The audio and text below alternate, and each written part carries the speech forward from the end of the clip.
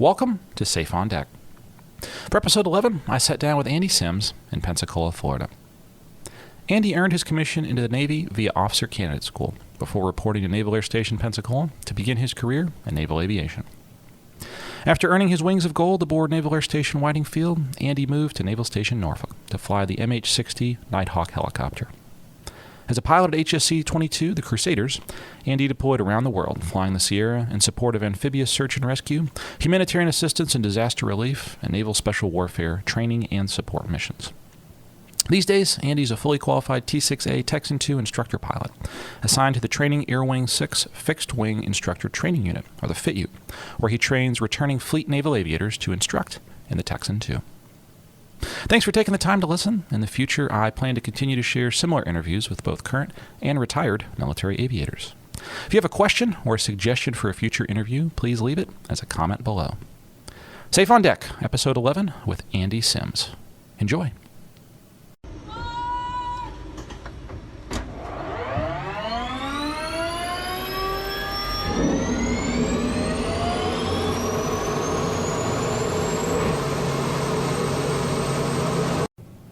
Andy, where were you born?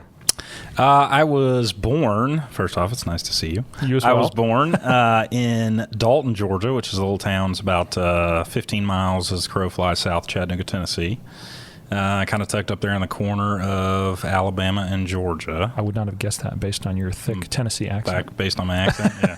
I'm from South Jersey. No. Exactly. No, but I was born up there, grew up, spent the first, effectively 18 years of my life there, and then went off to college. Where was your first? Because I know you're already. I know where we're headed, but yeah. I always like to ask. Do you remember your first memory of aviation? Was it as a little kid? Do you remember distinctly? Yeah, very much so. So my dad's side of the family is from around here in Pensacola. So I would come down here. My grandmom's house was in Gulf Shores, and we would come over and go to the museum, do all the cool stuff. My granddad was an aviator in the Navy, so. My first memories of aviation are that, and coinciding with my uncle was a maintainer that worked for Delta for 3 decades, and I used to think it was the coolest thing ever to go over there and see the airplanes fly around at the airport. Maybe not the coolest thing to me ever now, but at the time, as a 5, 6, 7, 8-year-old kid, it was the best thing in the world to watch the massive aircraft, the 747s and all kinds of stuff come in and out of there. It's stuff that you don't see anymore, L-1011s. Oh, yeah. 27s, all different kinds of stuff. What did your grandfather do in the military? He was a naval aviator, so he was one of the early generation of it. So he got his wings in, I think, 1936, here in 6 weeks, which is going to shock you. Yeah, that's so fast. He got it here in like 6 weeks, and then started out flying basically the Surgrad program, which was not really a thing. America obviously didn't have a massive military infrastructure at the time. So he started teaching the Brits once World War II became on the horizon. So, or came on the horizon. So they started flying a bunch of British pilots over here. And he was teaching them mostly doing just straight flight instruction primary and all the way taking them through getting their wings. Funny enough, we've been training guys for other countries for forever at this point. Excuse me. And just for those that aren't familiar with the acronym, SIRGRAD, Selectively Retained Graduate. Selectively Retained Graduate. I'm sure that wasn't a thing in 1936. I'm sure it was, hey, Si, you're a pretty good pilot. You want to teach guys how to do this? I'm sure there was never any acronym attached to it. It seems like the military only creates more. We never shed any. That's true. So, that's very true. And I think with the Air Force, they call it a FAPE, First Assignment Instructor Pilot. Yeah. We in the Navy, and correct me if I'm wrong, as I understand it, it's really only jet guys. So like T-45s, they have SIRGRADs, but I don't think helicopter land we don't, and I don't think maritime they do either. That's from what I understand, but it's not a I don't even think it's a heavily utilized thing anyway today. I don't think that goes around. The Navy is needing those guys in the seats in other aircraft. I would not trust me. Maybe this is just because I'm a helicopter guy. I would not trust me in a Bell 206 to teach some brand new ensign in a 206. Yeah. That's just, everyone's different, I suppose. Yeah, and the Air Force has been doing it for years, so I guess it's okay. Yeah, I think that there's a market difference. There are people who can transition into that kind of stuff early, and there are people who accelerate at different rates. It generally has not no bearing, but it has less of a bearing than you would think on the final product. Okay. How far somebody can go into aviation, a lot of that's more on them. But there's definitely people that can do that. So that's what he did to start. And then World War II broke out. He was actually getting out of the Navy to go to med school, and he was supposed to start in the basically the winter quarter of 1942. So he would have started in January 1942, and something happened in December. So he stayed in the Navy and ended up spending, I think, 14 or 15 years active duty, and then left and went in the reserve and retired at 30. Did he fly actively after that, or after the Navy? No, sorry, while still in after 42. Oh yeah, so Once he flew. Started out flying NSU Kingfishers, the tri-pontoon, big one in the middle, off cool the airplane. South Dakota. So they used to launch them off the back of the battleships, if you're familiar. Yep. And he was up in the North Atlantic for most of that, and they would tow. Obviously you would have to land that thing on the water and keep some forward airspeed on it to keep it up, and then they would come by with a battleship with a hook. And you'd climb out of the cockpit and hook it into the big eye hook on top of the airplane. They bring you back on the aircraft. And they were essentially spotting for the guns, right? So basically, the guns on the ship, they were a forward air control, I guess is the right forward term. observer. Forward observer. I would say is more. I don't think. I mean, they definitely could communicate back to the ship. I think it was more or less they were trying to go out and figure out where the fleet would be, not exactly pinpointing guns. Okay. Because it would be hard to, one ship is moving across the water, the other ship is moving across the water. At that point, you're kind of. Did you just use ForeFlight? Yeah, right. Just drop a pin. Yes, that's wow. Yeah. So did he always fly the Kingfisher? No, so he left Kingfishers, went to Corsairs. Yes. So when those became, highly proliferated, and then finished, obviously in those days, in World War II, when those guys deployed, they were deployed for effectively the war. And I think somewhere, if I've got his logbook, somewhere middle of 43, into 42, early 43, somewhere in there, he swapped over to PBYs. So he went PBYs, and then PBY is what he flew for the rest of the war, all the way down up to and including the Black Cat stuff. So he did that for I'm not familiar with that. Black Cat squadrons. They'd paint the aircraft black so that the PBY could operate at night, so that the Japanese anti-air guns wouldn't see them. Wow. Yeah, and all this I'm learning secondhand. I never met him. He died before I was born. But Sure.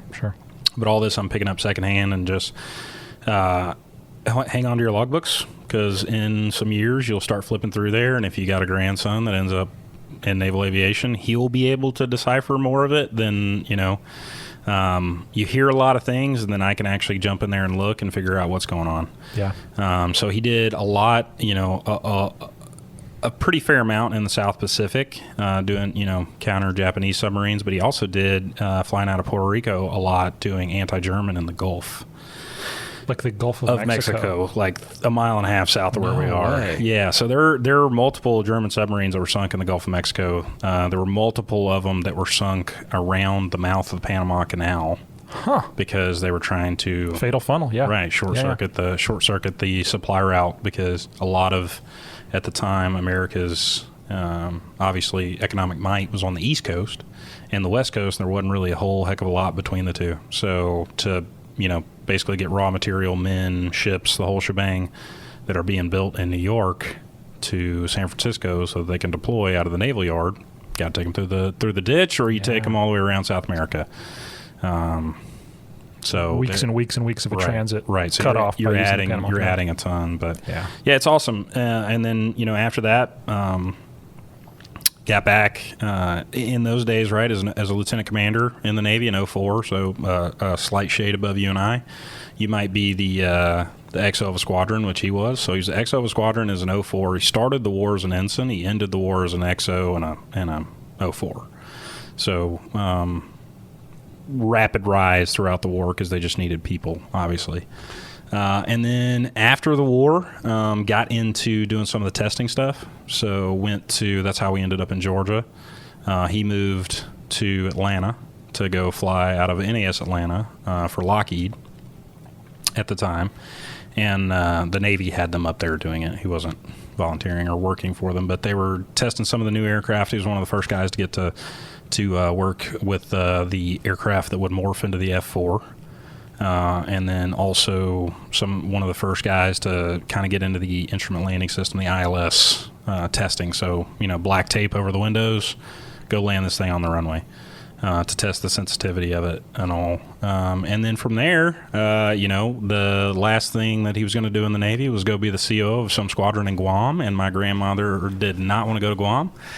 So he left the Navy and started a car dealership in Dalton. That's how we got up there. Wow. So yeah. What a story. Long story. He had a ton of obviously again I don't have any firsthand stories from him, but got all kinds of neat records. He was one of the first guys to fly into the eye of the Eastern Hurricane. Did it in a PBY out of San Juan when back in the day, you were like, oh, wow, there's a storm coming. And you take off and go flying. Oh, my God, it's a really big storm. Yeah. And you come back and, they're like, oh, did you just fly into that hurricane? So, wow. So that happened.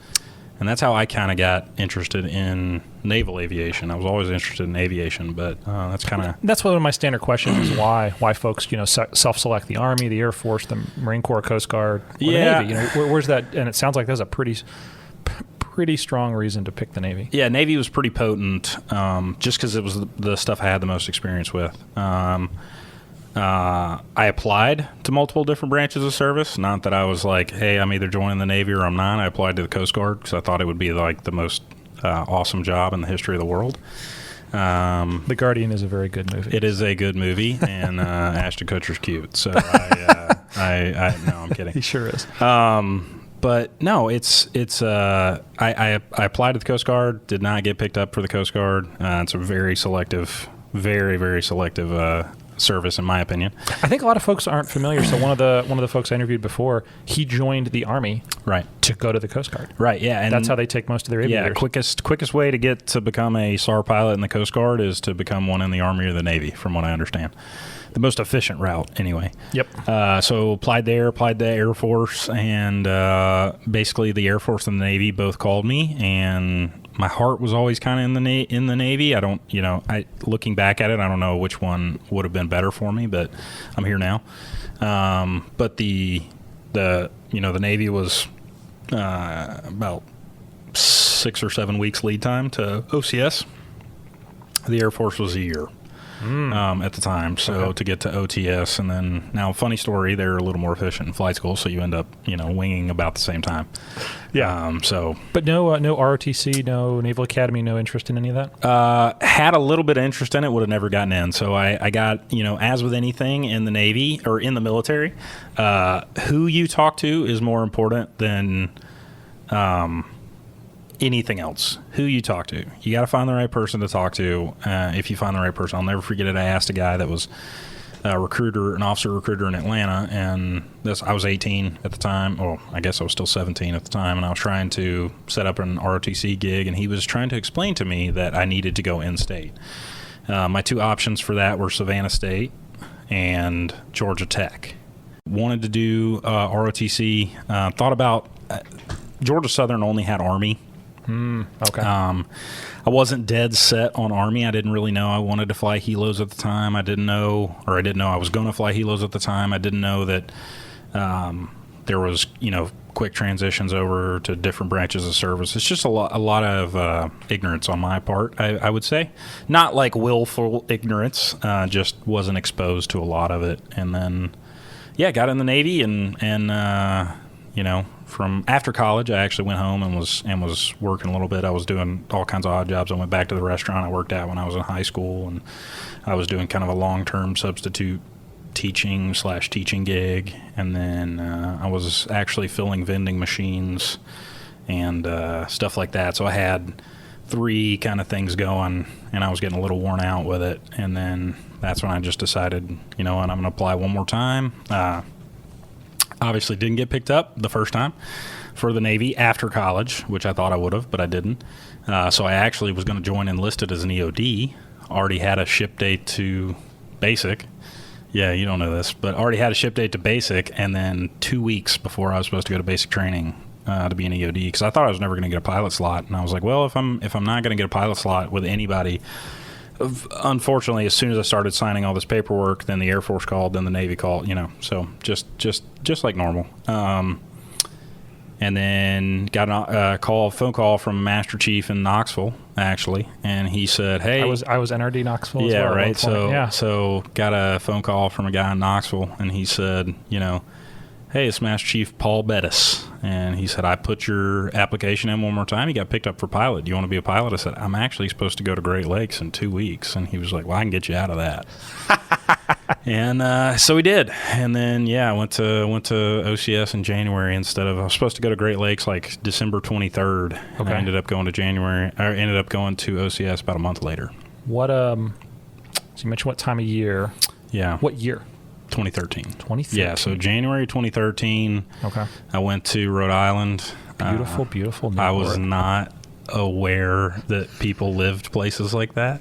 It's cold. Not only is it cold, but it's like a mean cold. It's windy. It's windy. Cuts right it's through those watery. clothes. It's Yep. cold. I was up there for a snowstorm that effectively shut down the base for like 9 days. So we're basically eating the old unfrozen sandwiches and chips for 9 straight days, all 3 meals, and Nutri-Grain bars. I have eaten so many Nutri-Grain bars, I don't want to ever see a Nutri-Grain bar ever again, because between that and life on the ship, I've eaten 1 billion Nutri-Grain bars. Yes. U.S. government purchases a lot of them. I think. Then somebody's got a contract on that. Yeah, for sure. What did you think? So, and real quick, I want to back up before we get to OCS, because I think we jumped ahead. Did you ever fly in an airplane? I don't count commercial aviation. Just a GA airplane. Nothing. Nope. Never. Wow. It's a. I mean, you know this, having done it a bunch.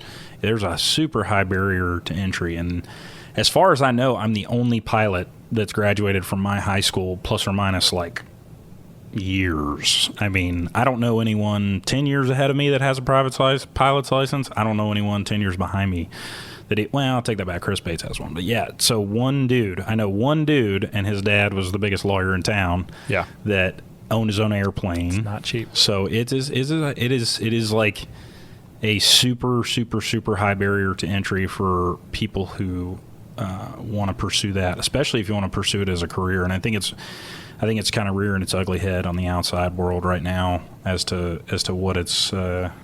Basically, the FAA's got to figure something. We got to figure something out here. We can't make this.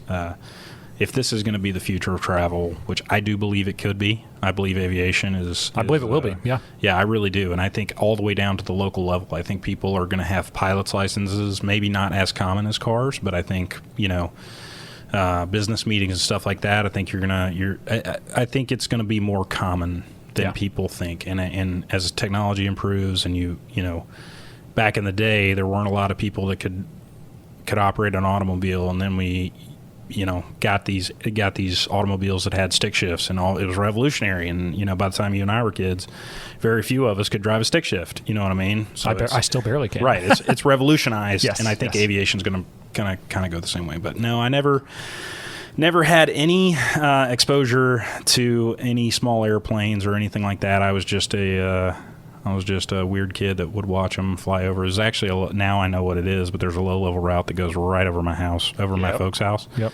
And my old roommate from college, C-130 guy in Atlanta, and he flies that low-level all the time. I just remember seeing Black Hawks and all kinds of stuff come over my house all the time. And back when NAS Atlanta had all the Navy. There were Marine Hornets there. There were Cobras. There were Hueys. It was a busy place. Yeah, there were, and they were all over the place. I think at one point there were Prowlers. I don't remember. There were a bunch of different aircraft there, but yeah, you'd see them come bunt over the top of my house. And I think that's so important for folks to realize, kind of exactly what you just said. If you're not exposed to it, if you don't see it, how would you know? Yeah, you do not know what you do not know in aviation until you're in it, and that is And even the transition between military and civilian aviation is the step there is vast. It's not the Grand Canyon, but it's a pretty daggum big crack you're stepping over to get into from military to civil aviation. I've now that I've started to deal with the FAA more lately, I have realized that it's the only institution outside of the military that can be as bureaucratic as it wants, and no one can fight it. So. And I've been seeing that since I was a little kid, getting a student pilot's license, and so even as simple as you had to give a student pilot's license to learn to fly a glider. You could solo a glider at 14, which I did. Sure. But I remember going to get that, but not needing the medical. So I didn't need a third-class medical. I just got one of the student pilot's license, and even the AME, basically the medical examiner that was doing it, had never had it. Someone that just wanted a license but not a medical. Right. And from a very young age, I'm very familiar. And you have to find the loopholes in this stuff if you want to understand it. If you want to get stuff done at an appreciable rate, and that's got to be fixed. It's like, if there's one thing I want to make my crusade in aviation at some point, is to make it.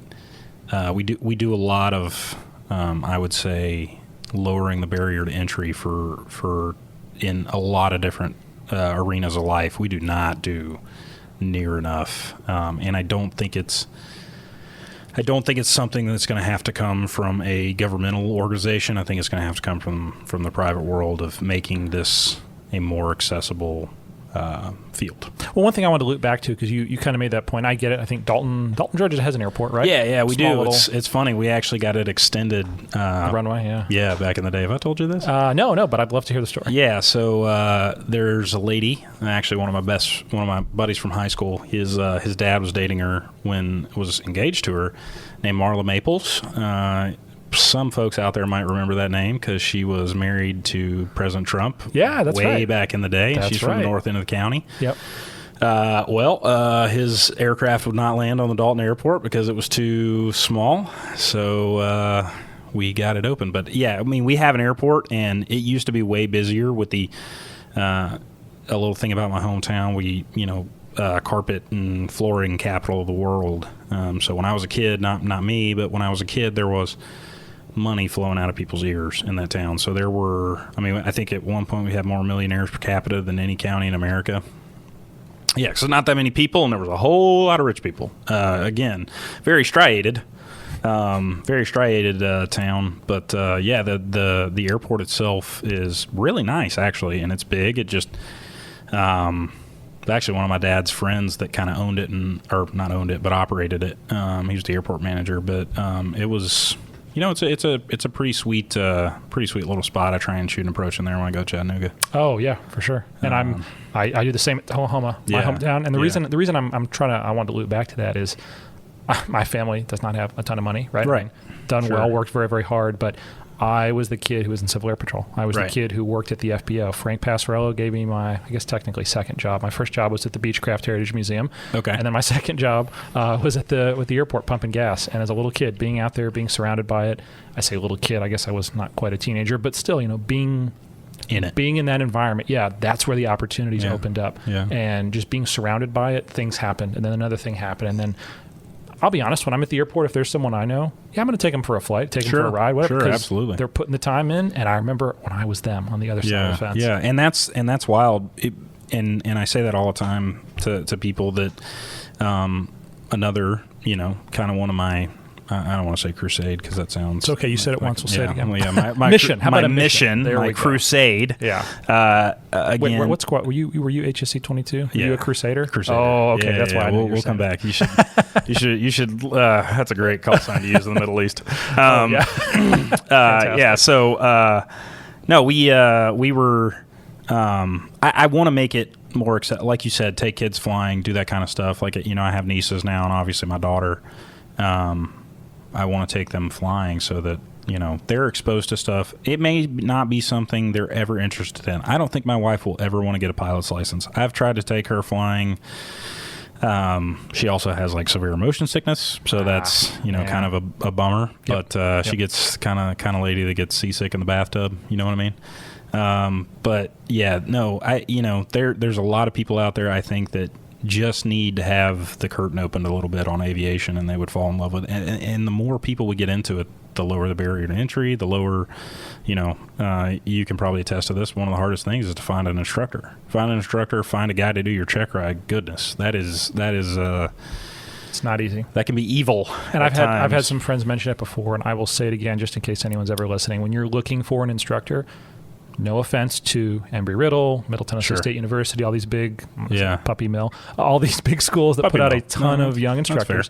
You need to find some old crotchety guy or girl, by the way, because I think Evelyn Johnson, does that name ring a bell, out in East Tennessee? She was one of the best flight instructors in the world, and she was out there just cranking out students, doing great stuff. So find someone that's not in it for the money. They're not in it for the hours. They're not trying to step up to the airlines. Someone that wants to do it for the love of it, and they want to make you safe and make you in their image. So right, and I tell people that all the time. I mean, there is glory in the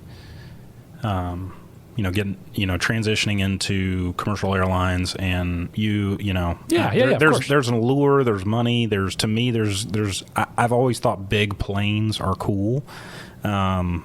Weirdly enough, like everybody's super into fighters and all that, and I think they're great. I mean, they're fun to fly, but there's something awesome about a 400,000-pound airplane as well.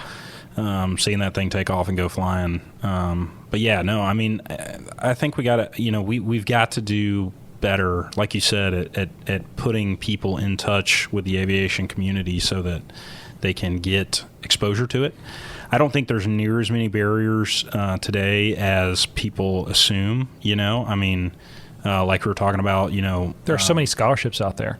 There are so many scholarships. There's so much availability of it. You literally have all the access to all the information in the world in your hand, in a computer that you can also make phone calls on and send funny pictures. Yeah, exactly. Right? So you have all the access to all the information, which, I'm not trying to sound like an old man yelling at clouds. I do. It's okay. But I don't want to lean into it. I don't want to sound like an old man yelling at clouds. But if you'd had that kind of access to that information, you can really expand this stuff. I'm not a massive proponent of social media and that kind of stuff, but just because there's other effects that go into that. But I do think that there is a massive opportunity for us to expand aviation across the board. Man, you can get the poor kids from North Georgia, the poor kids from inner city Atlanta. You can get women. You can get young boys. You can get everybody across the board. And like you said, I've seen no rhyme or reason as to who's good in the cockpit and who's not. And I've been in the aircraft with a lot of people, especially up until this point. I've seen no rhyme or reason for who's good and who's not. It just very commonly is who's willing to put in the work and who's not. Exactly. That was the only logic I was going to say, was who is willing to put in the hard work. There are different types of personalities. Yeah, absolutely. Some of which that, and I'm not unbelievably well versed in this, but I'm not even that well versed in this. But there are different types of personalities that sometimes coincide with different types of people or groups of people or whatever that make people more inclined to this profession and make people more inclined to want to. Aviation's a lot of work. You're going to make some sacrifice. You're going to put some stuff on the back burner to get to where you want to be. But like you said, if you can find one of those old people that, I'll never forget the guy that taught me in IFS, just completely disconnected. You know what I mean? Like he was there for a step to the next stone. Oh yeah. And I'm not saying that's bad. Everybody's got to get where they want to get a certain way. But let me also throw something out there. If you are one of those people who's probably not listening to my podcast, but let's say you are one of those people that is, I don't know, building up hours at wherever to go on. I mean, I am right now. Yeah, yeah. I'll be totally. And that's what I was going to say. I don't want to talk down to anyone. What I want to say is, please remember when you say things, they matter. Sure. Right. Like the person you're you're doing the millionth touch and go in a Cessna 172 with some IFS student. Slam and go. Slam and go. I like that. Yeah. It still matters. Like they're listening, they're paying attention, and just because you're going to be moving on to the right seat of a CRJ or whatever next doesn't mean that those lessons still aren't critically important to them. Sure, so treat it like it matters. Yeah, and sure, and even so, if your head's not in something when you're instructing in an aircraft, that's when you get that's when you get hurt. Yeah. Yes. Moments of inattention. I am. I've never been hurt in an aircraft. I've never had that much of an issue, but I've definitely found myself from time to time, 10th flight of the week, I'm tired, and I'm trying to figure out all of a sudden I catch myself like, whoa, I'm not in this right now. I need to get back in this before I hurt myself. But even more importantly than that, I think a lot of those, I think not the old crotchety, it doesn't have to be that, but the guys that are trying to get you safe and get you in an aircraft, they're going to have a different perspective in teaching you. They're going to push you further.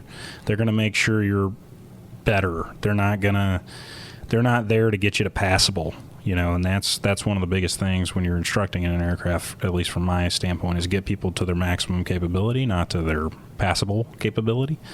I don't care if you can pass. Respectfully, I don't care if you meet MIF or don't meet MIF. I care if you're safe. I care if you have the right tendencies and the habit patterns that are going to either help or potentially hurt or kill someone else in the future. Sure, and if I see that, we're going to deal with it right now. Sure, and you have the right attitude about it as well. That it though it's fun, it is fun. I love incredibly fun. Yes, but there is a lot of work that goes into it. It's a job, and the consequence of it is extremely high. The ramp of I made a mistake. The consequence, the reaction is not always equal and opposite, if that makes sense. It makes perfect sense. And I think I've told this story before, but I'll tell it again because I don't think I've told it to you. When I would do, I think other communities call it a murder board. We just call it aircraft commander board, hack board, 2P board, whatever. But basically, not all your evaluation occurs in the aircraft, right? So part of that is going to be, say your peers. It's people that are senior to you, advanced, 3 or 4 of them on one side of the table, you're on the other side of the table, and they put you through scenarios. And the one that I would always try to end a board with, if I could ever do it, was some kind of a land immediately where you have to put the aircraft in the water. So talk to me about how you're going to ditch it, this, that, the other. I'm trying to make sure the person's thought through it and they have a plan and they know how to execute that plan. But the last question, if I could do it right, I would always end with who is the last person that steps off the aircraft into the life raft, or, you're the last person to egress. And I don't know. I think there is a right answer to that question, and my answer was the aircraft commander, me. I'm the one that signed. My responsibility is not dramatically, but safe, orderly operation of the aircraft. I don't care if it's your a 172, your RV6, or your or a C5. The last person on that aircraft. Hopefully, you have to feel that. You have to feel that sense of responsibility, and you also have to understand that no matter what aircraft you're in, that comes with you. I don't care. I would hope that the guy sitting right seat in a CRJ or a A220 and a 767, I would hope that the guy sitting right seat in that aircraft thinks he should be the second person. Exactly. Second to last person off that aircraft, or at a minimum, he should be having an argument with that captain as to who should be the last off that aircraft. And I think people feel that way. Just to be clear, I think that sense of responsibility is imbued upon aviation at all levels. I do, and that's why you start out in an aircraft with your own butt. You know what I mean? Because if you turn it into an auger and dig a post hole in the ground, you're there. Yep. That's you. And that's something that's not that common in a lot of professions. A lot of times you're disconnected from the reality of the consequence. You're not in aviation, and so that's something that has to be bred into you very, very, very early. I think the Navy does that well. Yeah, I think the Navy does that well too, and I think we do a little bit better job than. Sorry, guys, but some of the other branches in I'm with you. In putting mission ownership. Now that comes with are we allowed to say the H word? Whatever hazing. You want to say. So I think that comes with a slight bit of the H word when it comes to you can kind of be the new guy in a place, and when you're getting ready for something, they kind of dump everything in your lap, even when most of it is not your responsibility. But it's a test. It's a test. Do you know what's important? Do you know what you need to focus on? Yeah. Are you willing to shed the stuff you don't need to do? And are you willing to ask for frankly, help? I was going to say, frankly, like, look at some guy that's senior to you and go, I don't think that's my job, man. I think this is a little bit out of my wheelhouse when it comes to safe, orderly operation of the aircraft tonight and responsibility for what's going on in there. Especially, I know the helicopter community in the Navy, at least in Sierra Land, I'm pretty sure it's the same in 53 Land, is mission ownership. If you're the guy that signed for the bird, if you're the guy that's leading the section, division, whatever it is, if you're the strike lead, mission lead, whatever it is, the junior air crewman in the other aircraft makes a mistake, it's your fault. And if you're not prepared to do that, that's a little, obviously that's an extreme answer. That's not to someone who's wanting to go get that old crusty guy to teach them how to fly 172 so that then they can get their multi-engine commercial, blah, blah, blah, blah, and go all the way up through. They're never going to run into that. But I'm going to quibble on terminology. It's not your fault. It's your responsibility. Sure. You take responsibility. Yeah. And I know I'm quibbling on words. It is your fault. But no. It's your responsibility that something happened inside of that section. Formation. Yeah. Or even on your aircraft, right? So a perfect example of this is in the commercial world. I don't have any experience in it, but from what I understand, if you have a medical emergency in the back of the aircraft, that is not your fault that they had a medical emergency in the back of the aircraft. It's still your responsibility to get that person on deck and to medical attention as quickly as possible. So, yeah. Same thing with a little 172, right? You take your buddy flying, you go flying for the weekend, or you and your aircraft, right? You and I go flying for the weekend. If I do something completely crazy in the other seat of that aircraft, and you knowing that I'm doing something crazy, let me do it, then yeah, it's on me. Yeah. We've gone a long way from a snowstorm at OCS. So let's go back to OCS if that's okay. Okay, yeah, no, absolutely. Good stories absolutely. though. So, but tell me, that was your first. I mean, I'm guessing, obviously, you said the stories of your grandfather, but you never had a chance to meet him. Sure. That was your first interaction with like military personnel, military lifestyle, Marine Corps drill instructors. Yeah. What was that like? Frankly, not as bad as one would. I don't mind being yelled at. I kind of, I grew up in that, so not at my house that much, but I've had plenty of coaches and maybe even a teacher here and there yell or scream or get after me pretty good. So I didn't really have any trouble with that. And at the time, this was many moons ago, and the weight was distributed a little differently at that point, but I was in pretty good shape. Not that I stayed in great shape up there, but I was in pretty good shape when I got up there. And I didn't think it was, I didn't enjoy it, sure. But honestly, my biggest complaint was the cold. You lose your phone and all that, but people weren't as tied to their phones in 2013 as they are in 2022. You lose your phone, you lose some access to the outside world. Frankly, I think that's nice sometimes. I go fishing or go play golf or go turkey hunting or something like that to lose access to the outside world from time to time.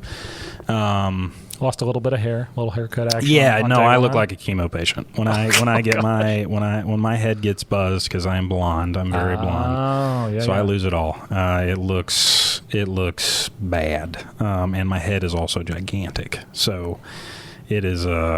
Let's just say I was not winning any beauty contests with no hair. Which is all well and good. So lose a little bit of hair, lost a whole lot of weight. Not that I really didn't need to at that point in my life. Probably could use a trip through OCS now, but at the time really didn't need to lose a bunch of weight, but did. Left OCS in significantly worse shape than when I joined. Really? So the day I got there versus the day I left, physically, I could have walked all over the guy the day I got there versus the day I left. Wow. But no, I didn't think it was that bad. I mean, it definitely isn't fun. It's the first few weeks are kind of breaking you down, making it, for all its faults, something the military does great, I think.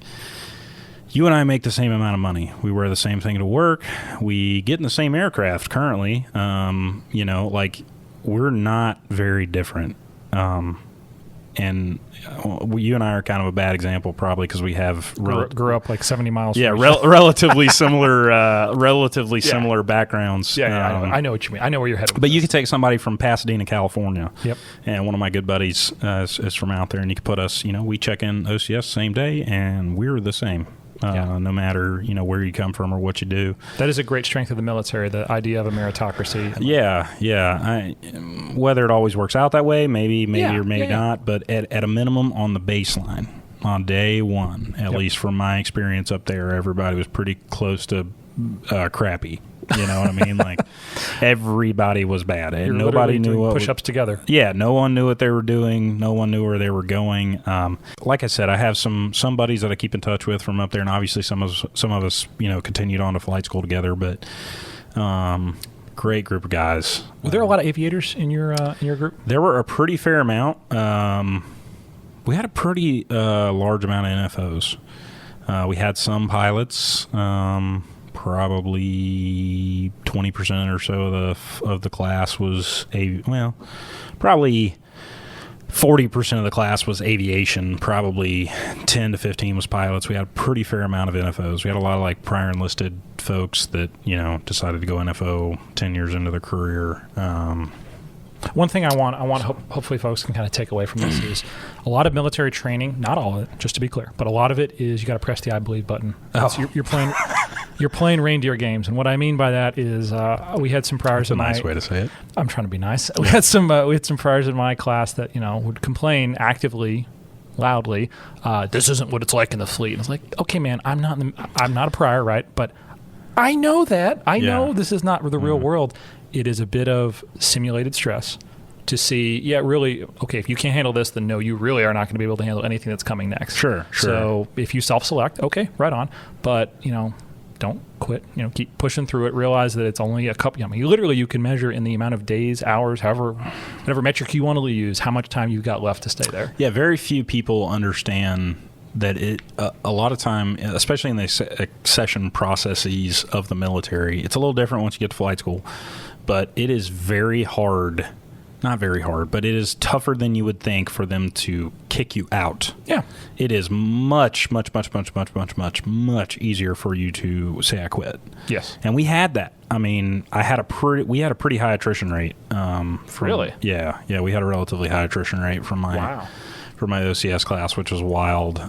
We lost a lot of people. They rolled back a class or two because they failed certain inspections or they failed, physical stuff, or I think we lost a pretty fair amount. I don't remember a specific number, but it was more than I was expecting. But yeah, it's you just have to, like you said, you can literally count the hours, the days.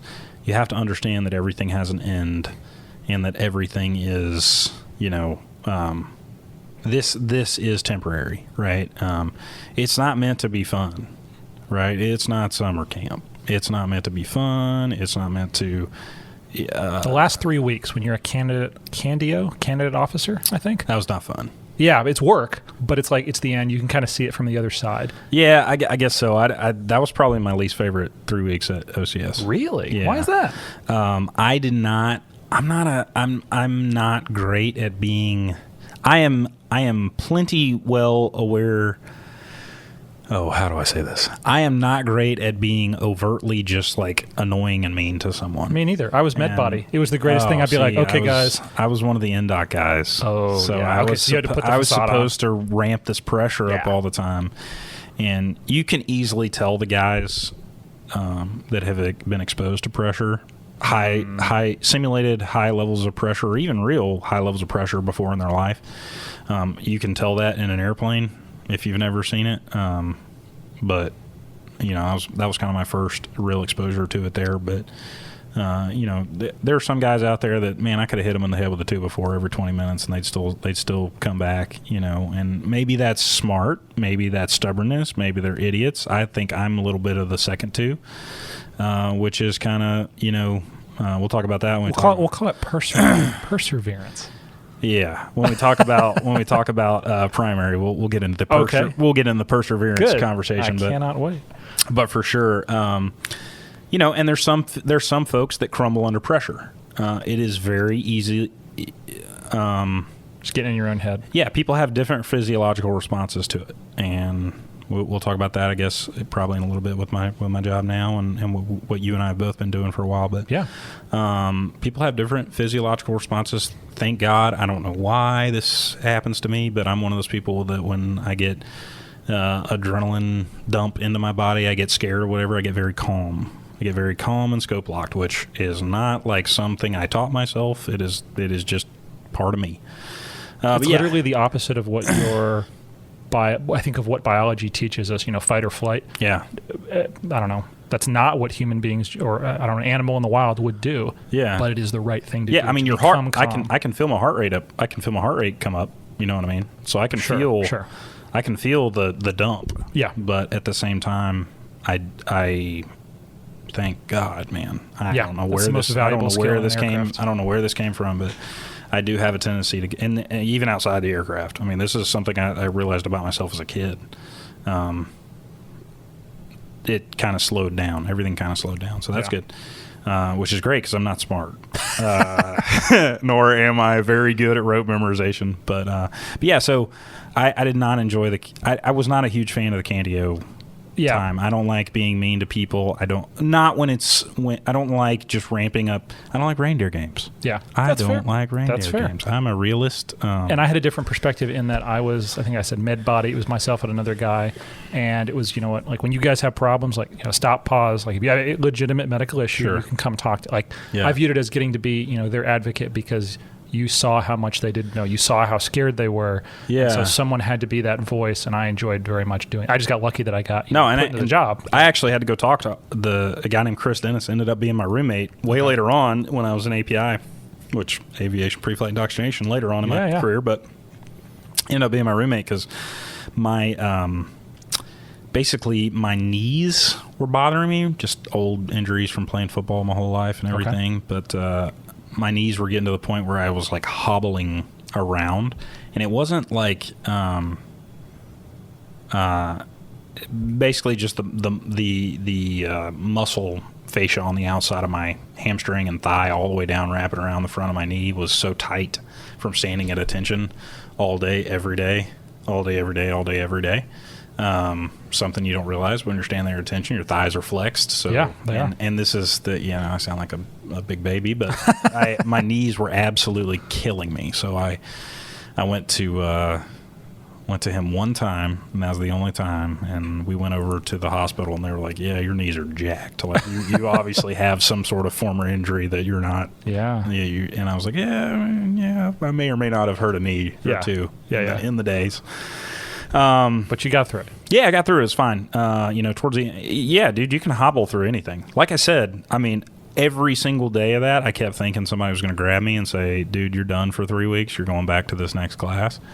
But if you just don't quit because you're too stubborn and stupid to do so, you persevere. You will just continue. And then, and you learn to sleep in micro naps, and that's always good. And then you get down to Pensacola and start realizing every time you sit down for more than 3 minutes, you fall asleep. When you got done with OCS, obviously commissioned as an ensign in the U.S. Navy, March timeframe? April. Okay, probably end of April. End of April. Okay, Mm-hmm. So end of April. Mid-April. April 19th. Okay, April 19th. What'd you do between then and coming down to Pensacola? Was there any OHARP for you? No. I checked in, I think, May. Okay, so when my folks, Rhode Island is apparently beautiful. Indeed. I did not see that side of Rhode Island. So when my folks and my sisters and my girlfriend at the time, my now wife, came up there to see me graduate, they wanted to go see all these mansions and stuff in Newport. And I'll put it this way, we graduated at like 10:30. I was on the plane at 1. Oh, wow. So you were out. I was on the plane. Yes. I was cold. I was tired. I was done.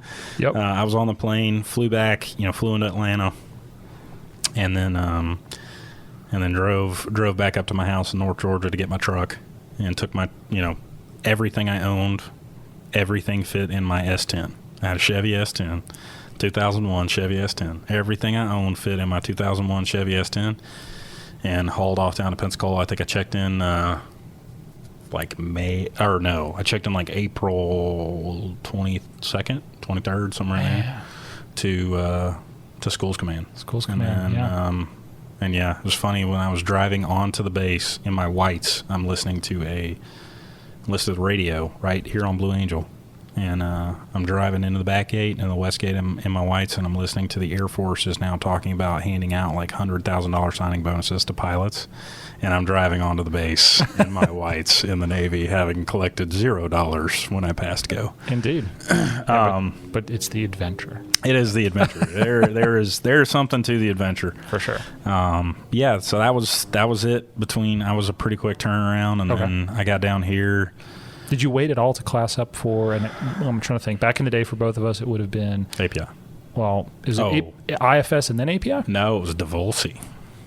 Oh my Lord, you did DeVolsey? Yeah, so I did Division Officer Leadership course, DeVolsey. Before even winging? Okay. I did it post wings in really? Norfolk. Yeah. No, I did it like day II. So I checked into Schools Command. Okay. When I checked into Schools Command, it was mid-April, right? So all the academy Folks. people, Individuals. yes, all the academy people had filtered out by that point. Yeah. And then most of the December grad ROTC kids had kind of filtered out at that point. Yep. So it was not big. It was probably less than 10 people sitting in a pool. And I was going to say, I should mention that for folks that, I'm glad you brought that point up, for folks that really aren't familiar with it. So the Naval Academy, what is it, May timeframe when they graduate? Like most schools? Like June is when they commission, but then they get like 30 days of leave. And so what I'm getting at is that midsummer, a ton of them will show up, all the ones that are doing pilot and NFO will show up down in Pensacola. Right. And then, as you might imagine, normal colleges, there's sort of small graduations in December. The bigger ones are that same May-ish time frame. So then all those people, same thing, with a little bit of leave in there, all show up roughly at the same time. You timed it perfectly that there was no big chunk of people. Yeah, perfect may be a stretch. Okay, you timed it. How about that? I timed it, yeah. I would say perfectly is, I would say the perfect place to be for 5 or 6 months with an ensign paycheck and nothing to do is Pensacola. Sure. I cannot think of a better place on this planet to be with 5 or 6 months than Pensacola, Florida, and nothing to do in an ensign something to do for 20 minutes a day in an ensign paycheck. Yeah. And that's what being in a pool is like. Yeah. You check in, you're physically... From what I understand. Well, okay, I will tell you because I was in it for about a month. Yeah, it's pretty much... I probably had about a month. Proof of life. You're alive. And to anybody out there listening that's a U.S. taxpayer, first off, thank you. Second off, please understand that they get their skin back out without a doubt. That pound of flesh is going to come out many times over for that period that those guys probably sit there and do nothing for a couple months. So be thankful for the good deals when they happen because the other side of it will be coming. Be thankful for the good deals because there ain't a whole heck of a lot of them.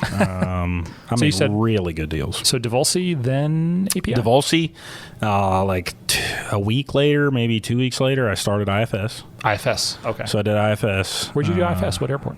Jack Edwards. So Gulf Shores, Alabama. So your first flight, and I say real because not airline, a real airplane, was at Jack Edwards. Cessna 172 RG. Heck yeah. So it was at Jack Edwards. What'd you think of it? Oh, it was great. It was a summer day, so it was like hot, and I think I took off at like 1:30. I mean, it was a million degrees out there. I don't have the strongest. Weirdly enough, I'd never really been sick on ships, on boats, or any of that stuff, and I've been out on some pretty healthy seas in fishing boats and stuff like that, and never been sick. And I got in the Cessna, and I think me amping myself up so bad made me feel terrible. So I spooled anybody out there flight instructing right now, you can 99% of the time your student is putting plenty of pressure on themselves. So I was putting so much pressure on myself to be so good off the start I kind of just made myself sick. So I was like on the verge of throwing up for my whole first flight, and then came down, landed, did it again the second flight, and I wasn't as bad. Third flight, I wasn't as bad, but it was pretty easy for me. IFS, the monkey skills of flying the airplane came relatively easy because I'm a monkey. So it's not, that was good. And the program's changed over the years. What did it entail? Was it a lot of flying? Was it a lot of solos? I've heard there was multiple solos back in the day. Lord, no. I had, I think my solo I have 0.6 hours of solo time in the Cessna 172, just like 7 laps or 10 laps in the pattern or something. Okay. At Jack Edwards, which you can assume can take some time because there's always, at the time, there was so much traffic in and out of there, and it was not sequenced that, I'm getting up there on my IFS solo, which you're nowhere, in my opinion, nowhere even near as prepared as you are, I think, in just Part 61 flying out in the general aviation world solo. The hill is steeper. The hill to get you there is steeper. Yes. So I did that, and I'll never forget it. I'm like taking off, and there's like multiple King Airs now in the pattern, and like a Challenger, and all this stuff. And I'm like, wow, there were no airplanes out here ever when I was flying, and now there's everything. Yeah, so made it through that. IFS was good. I got to learn, what a downwind was, what a crosswind was, what a base turn was, what final was, what 5 miles north of an airport looked like. That's pretty much what IFS is for. It's to give you an idea of later on down the road. You obviously didn't have to do it, but it's to give you an idea of later on down the road when you get to primary of where are these positions in space and what does raising the nose of an aircraft do? What does, short of trees get bigger, trees get smaller?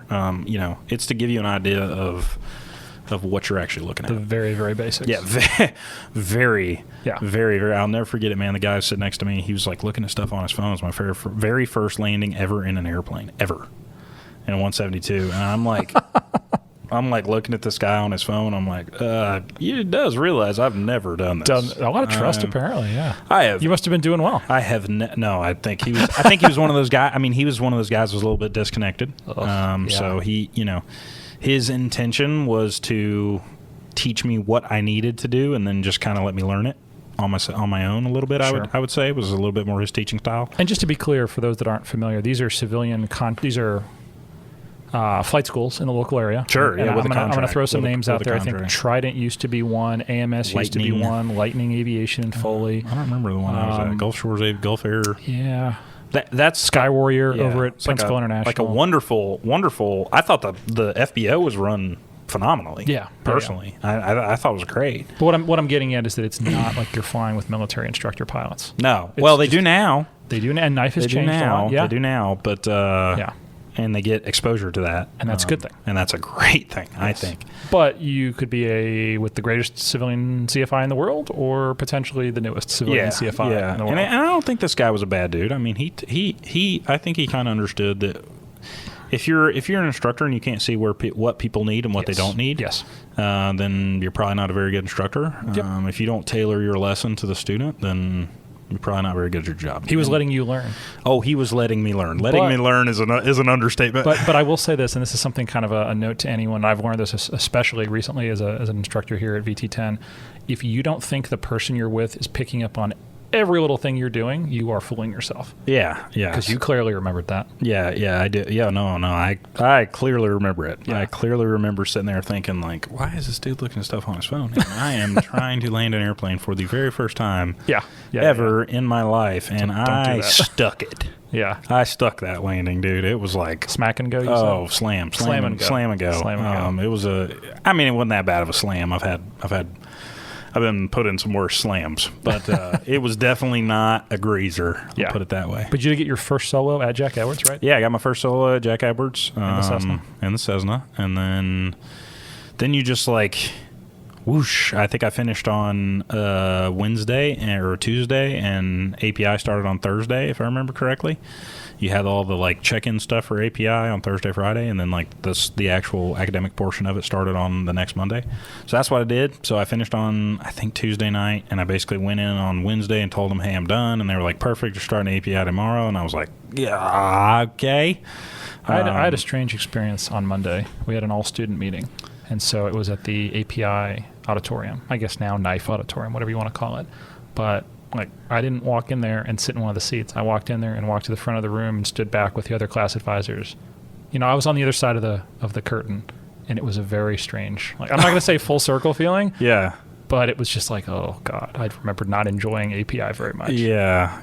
API, I didn't think API was, I was scared. Yes, 100%. Going back to the Naval Academy guys, right, and the ROTC guys, and these guys that all graduated from the Ivy League. Again, Georgia Southern graduate. We're not. I'm not known for my. I would say my scholastic accomplishments as well as I probably could have been. But anyway, so I remember getting down here and thinking, man, I'm gonna have to go to API with all these guys that graduated from the Naval Academy. You know what I mean? Like, these guys are nuts. Like, they're this is the best. And then, you kind of get in the class with them, and you're like, okay, these are regular dudes. Yeah. They just have a different experience. Yes. Have a different experience than I do. And for those trying to pick, and this is totally not at all what we're talking about, for those trying to pick between all three. ROTC. Okay, well, there you go. Thank you. All I would say is that there are strengths and benefits of all three. There are more, I would say, to ROTC. Yeah, no, absolutely. That's my open and honest, especially if you're a guy or gal out there looking to pay for college. Yes, absolutely. ROTC is a wonderful way to do that, and a lot of the benefit without. Now, if you're looking to guarantee yourself a pilot slot, bingo. OCS is the way to go. And that's why I went that way. Yes. Yeah, and I went that way strictly because no one was going to take me before that. Fair enough. You got to wait till they're desperate, right? So that you can be be that mistake. You had them right where they wanted, where you wanted them. Yeah, I had him in a corner. Yeah. Finally got the guy up on the ropes, and that. He had to take me.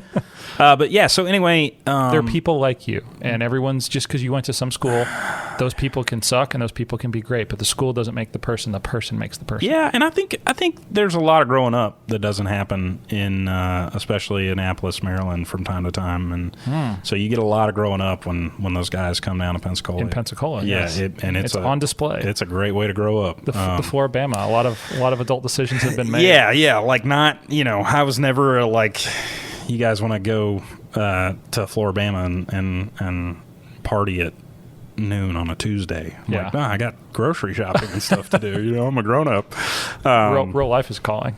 Yeah. Yeah, right. So anyway, yeah. So I went into API. I was scared. I'm not a math guy. I've never been a math guy.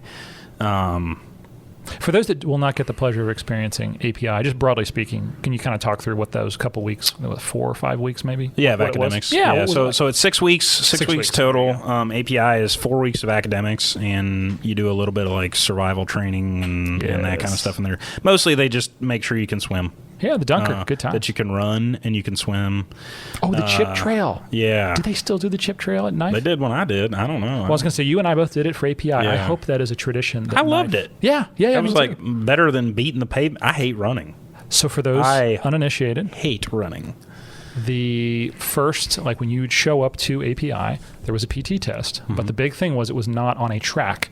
It was a wood chip trail on the base there. Yeah. And I think there were some people that got knocked out of the program for failing the first PT test just because of the chip trail. Yeah, and not that it's like an insurmountable. You're not like running up mountains and stuff. Like it's a flat trail. It just has some turns and wood chips on it. And it's wooden. Yeah, and it's wood chips. It's mulch. Yeah. We say wood chips, like Jeep trail, like that's dirt. Well, it's also Florida, so the mulch becomes like wet and mucky. Yeah, it becomes dirt relatively soon. Yeah. The microbes in the soil are eating it at an exorbitant rate.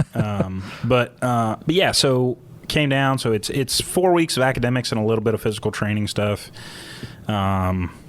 If you're swim in the if you're an OCS guy, you take like 4 PT tests in a month span. I don't know, you take like one before you leave OCS, and then you take like one as soon as you check in. Then you take like one in the middle of API, and then you take one towards the end. So it's like you're right, which is fine. I mean, it's fine. Our PT test is not that arduous. If I was going to say, if you can't climb that hill, you're in trouble. Yeah, sure.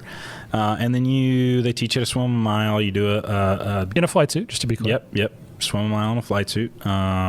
And then you do the Helo Dunker, which is loved it. Yeah, survival training. Which I thought, dude, I don't mind it. My problem is my sinuses fill up with water, and without a doubt, 3 days later, I have a sinus infection, and I keep that sinus infection for a week, and then I'm okay again. But it just, I don't know why. I don't know how many times I've been in the Dunker now.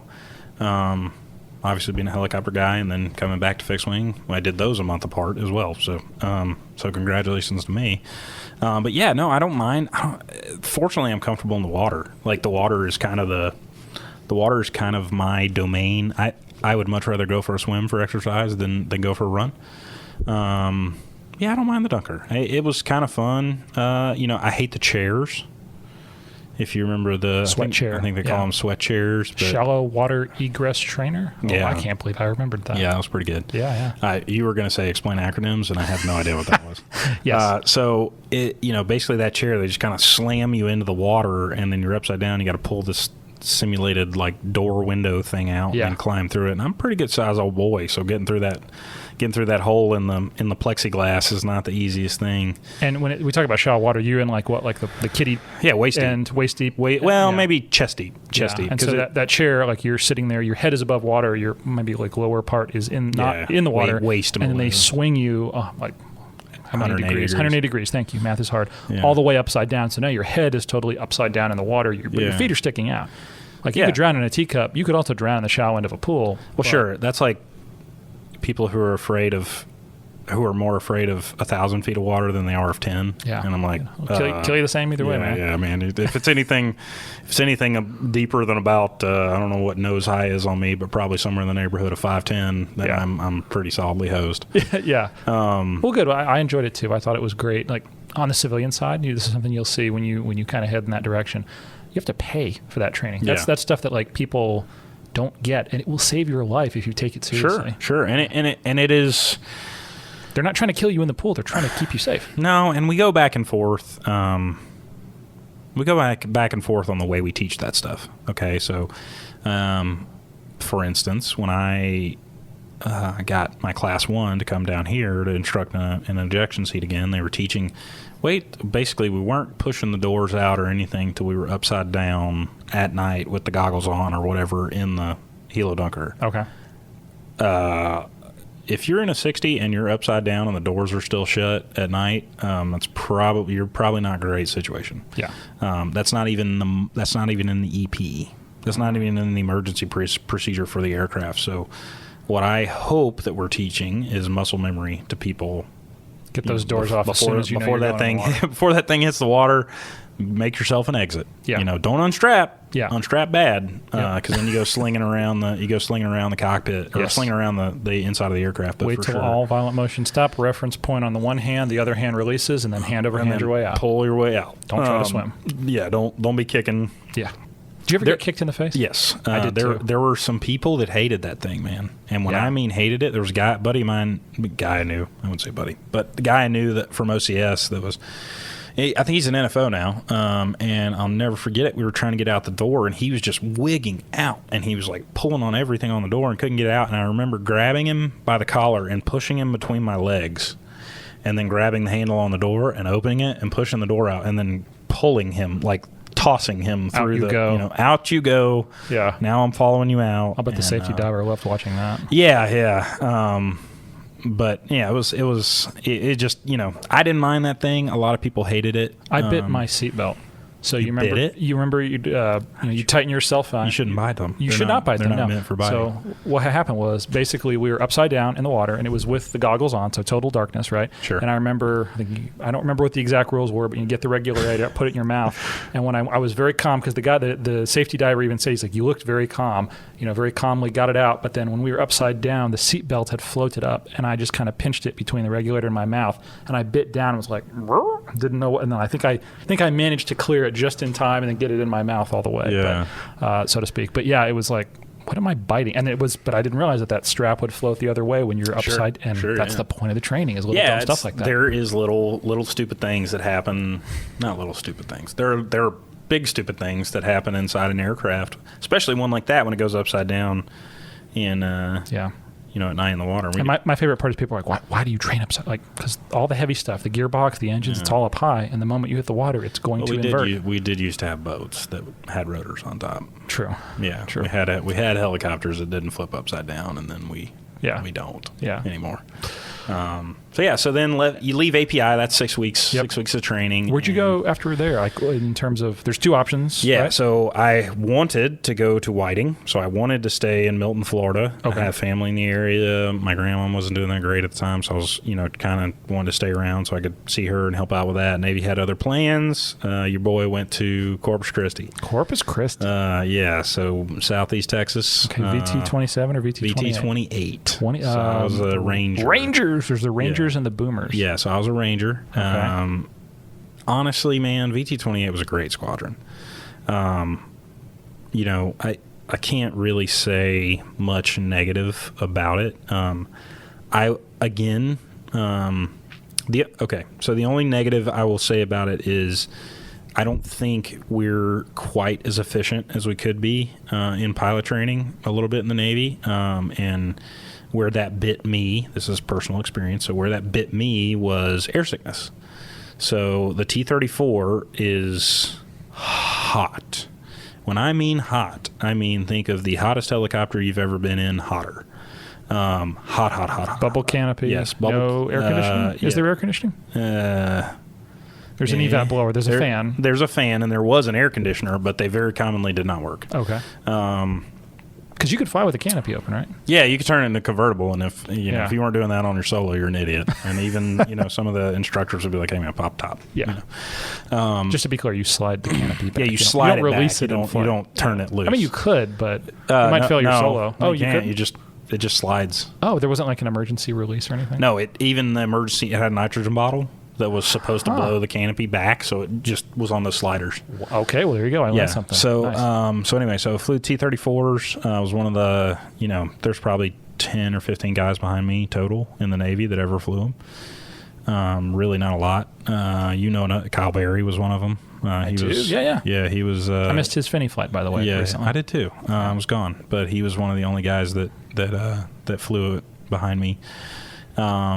VT-28 was a great squadron, great training, but for me to keep from getting sick in an aircraft, I had to have consistency of flight.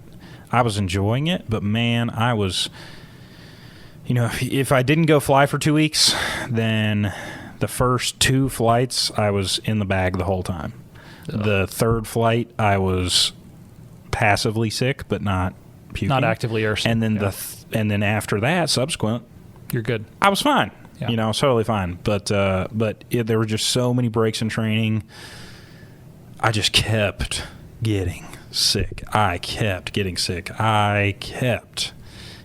I mean, I think I went to 3 air sickness review boards. They were going to kick me out twice. Did you do the spin and puke the chair? That thing is, not helpful. Okay. At all, in my opinion. That's just my opinion. Sure, I'm not an aeromedical. Yeah. I'm not a physiologist. Everyone responds differently to it, I think is what I'd say. Yeah, it's not helpful. But to me, I knew what I needed to do. I knew I needed to keep flying. Yes. And at the time, you could both spin and then get in the aircraft. I heard that you would fly in the morning and spin in the afternoon, or is it the other way or around? even sometimes the other way around. Okay. That thing was like inducing the world's worst hangover. Ugh. Every time. Yeah. And even when I stopped getting sick in the airplane, they had it was like a syllabus. So you had like a syllabus for the spin chair, and no matter where you were, had you been getting sick or whatever it was, you still had to go finish your syllabus in the spin chair. So I was like 3 weeks past getting sick, and I'm still going back over there. I was such a bad case of air sickness that I think I did like 9 full weeks of spin training. Wow. In primary. So I did like a lot of it. A Yeah. lot. The physiologist, super good dude, super cool guy. I mean, he literally had pillows for me and this chick that was in my peer group there. He literally had pillows in his office, and he would we would be so sick when we'd come out of the thing, he would give us a pillow and we'd lay down on the ground and let the world stop moving. Wow. And then you could do that and then go get in the airplane. So you get in the airplane and your performance is very degraded. Sure. Yeah, I mean your performance That's is rough, man. super. I mean, it's again stupid, stubborn.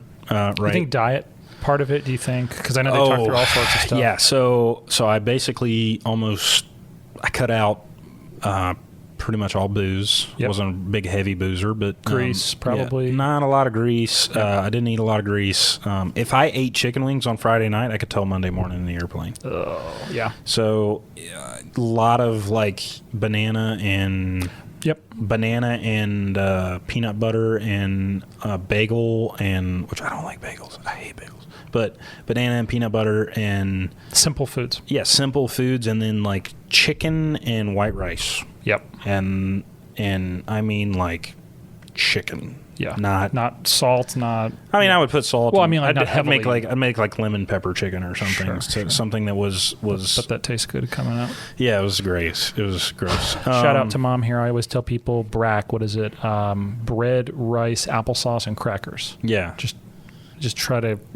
I know it's probably not the most exciting diet you've ever heard. Yeah, you feel like a pregnant woman, right? You feel like someone who's experiencing morning sickness, where you're having to deal with this physiological response. And I mean that in the most no. the truest way possible. Yep. It's like waking up every day. Now I was inducing it, where there's obviously for someone who's experiencing morning sickness, it's induced by a hormonal response, but it's like waking up every day and understanding that you're gonna get sick. Yeah. And that's a very debilitating. That's mentally too. Yeah. Well, when you wake up every day and you realize you're gonna bang your head in a door, Here we go. It's not great. Yeah. So there were periods of time. I actually went out on det to Las Cruces, New Mexico while I was at VT-28 and flew like 80% of my syllabus. Not 80, 60% of my syllabus there. Okay. And first 3 flights, sick, super sick, all over the place sick. And then right through everything without getting sick ever again.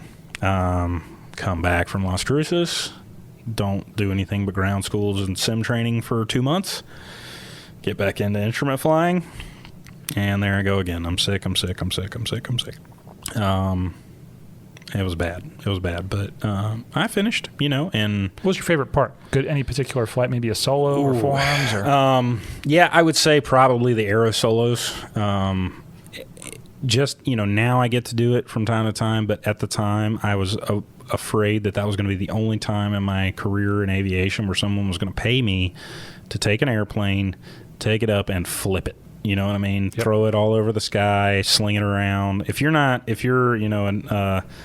Obviously don't do anything that's unsafe, but if you're a young aspiring military aviator and you get this high performance aircraft and on your solo you're not going up there and making yourself sweat a little bit, you're probably not doing it right, because you're just doing border patrol on the block. I really liked form. Yeah, absolutely. My favorite. In primary, I really liked form, and we did a little more in form in the T-34 than I think you guys did in the T-6. There was there was like, kind of cruise formation, aerobatics and stuff like that we did. Not on the solo, but with the IPs in the back of the aircraft. I was not a huge fan of instrument training.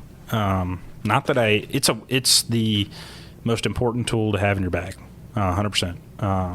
It will save your life. A great instrument scan is the most important tool to have in your bag. The ability to instrument navigate will save your life. Funny story. I'm probably 4 or 5 flights into my instrument training at VT-28, and we had a TACAN and a VOR in the aircraft. They would commonly fail the DME on the TACAN, so you would be navigating cross-radial the whole way across the state of Texas. Yeah, so I get to San Antonio, and I don't think that had happened on this flight, but anyway, so I sit down, and I know the procedures, and I know I'm so stone cold that I'm always ending up in the right spot. But if you were to ask me to put my finger on a map, no idea, right?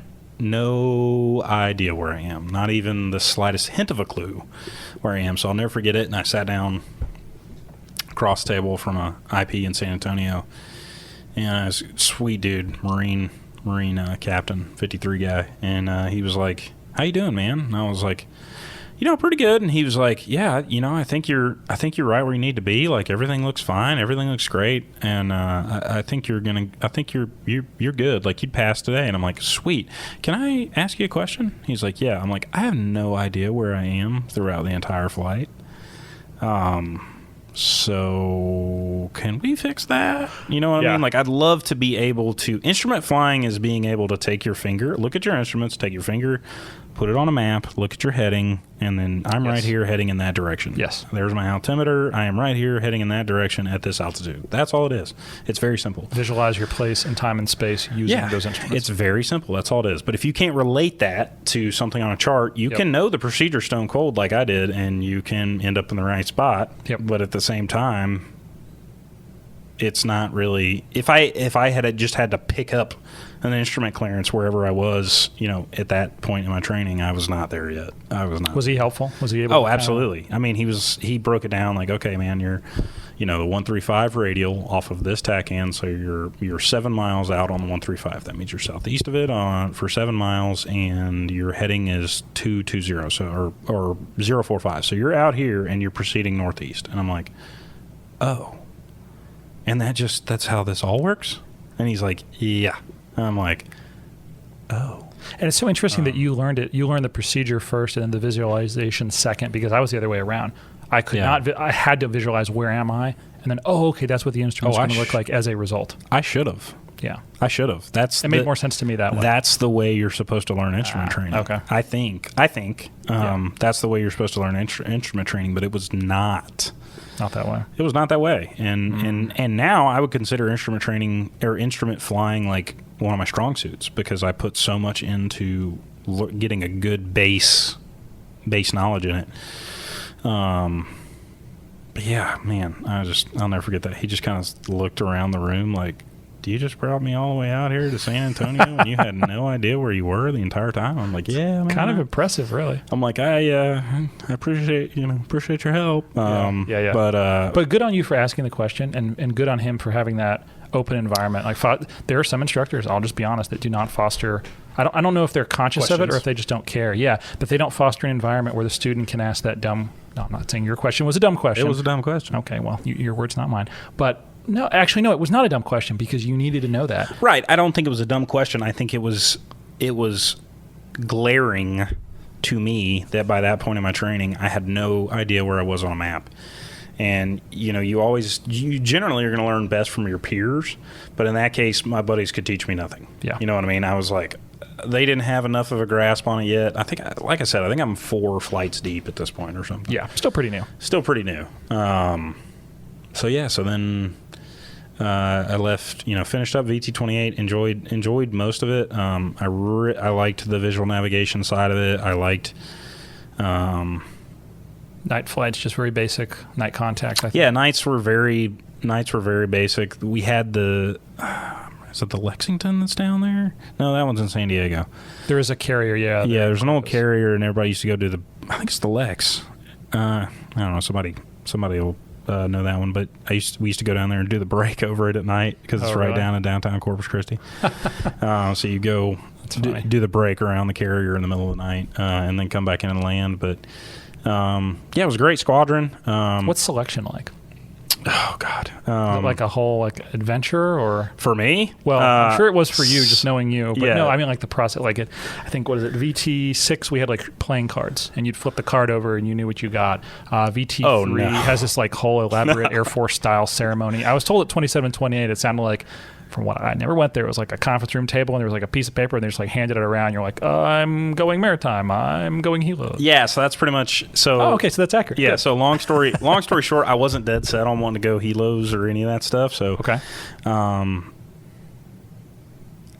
the CO of 28. So I finished when we were really trying to push all these guys through. And for those of you who don't know this, there are quotas in the military for communities of flying, and in those quotas there were at that point when I was selecting towards the end of the fiscal year, there really weren't a lot of slots left in anything but helicopters. And something Gemma here can tell you is that over 50% of the pilots in the Navy are helicopter pilots. Absolutely. But anyway, so there's a lot of room for leftovers, effectively, in helicopter land. There's a large demand signal for unrestricted naval aviators. Yeah, correct. But I'm not saying it's bad. I'm just saying, the guys that go are great. I mean, I think we span the gambit as helo guys better than any other community. But anyway, so yeah, he walks in. CO walks in. It's Thursday at 5 p.m. or something, and he walks in. He's like, all right, you boys ready to be helicopter pilots? It's 23 of us in the class. I mean, they were really trying to get people done. It was right at the end of the fiscal year. And there was one guy I know of, I think, that got maritime in my class. One guy that got tailhook, and then the rest of us got helos.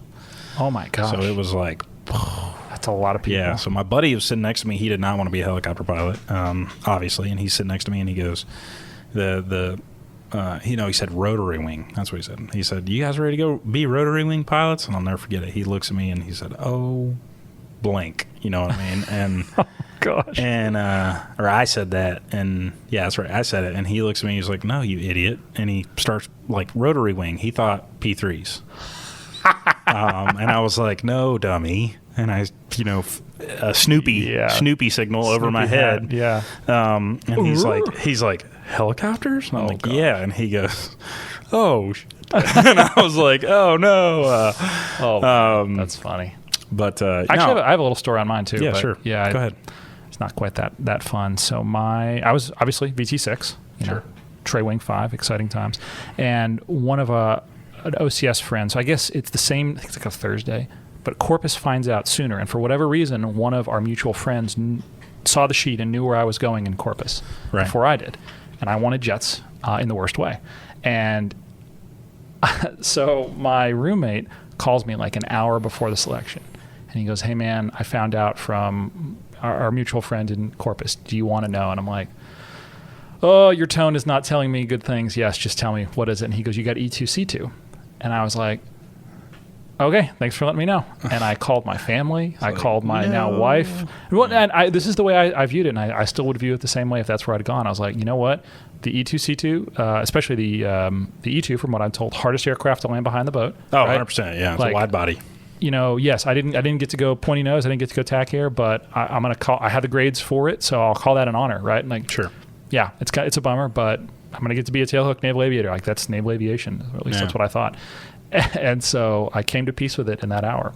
And then I walked in, and when the skipper flipped the card over and it had helos, I was like, what? And my buddy was like, you look so happy. I'm like, well, yeah, you idiot. You told me I was going somewhere else. Yeah. And you lied to me. And he was, Yeah. well, I thought it would be better if I did it that way. I'm like, Andy, no, what is wrong with you? Yeah. So for those listening, don't do that to your friends. No, mine wasn't that. Yours is dramatic. But then I found out, I mean, like the rest, it was like Hilo world in there. So. Yeah. So they were trying to fill classes super quick. So I was in Corpus on Thursday. My check-in day was Monday in God bless. Northwest Florida. That is a long way to go in a short amount of time. It's a haul. It's like 1,300 miles. How many travel days do they have to? They have to give you some travel days. Yep. Okay. Yep. Tray Wing 4 to Tray Wing 5. Here we go. Tray Wing 4 to 5. It was pretty quick. It was out of there, and then I got to the HTs. HT-18. Another good squadron. A little different than 28.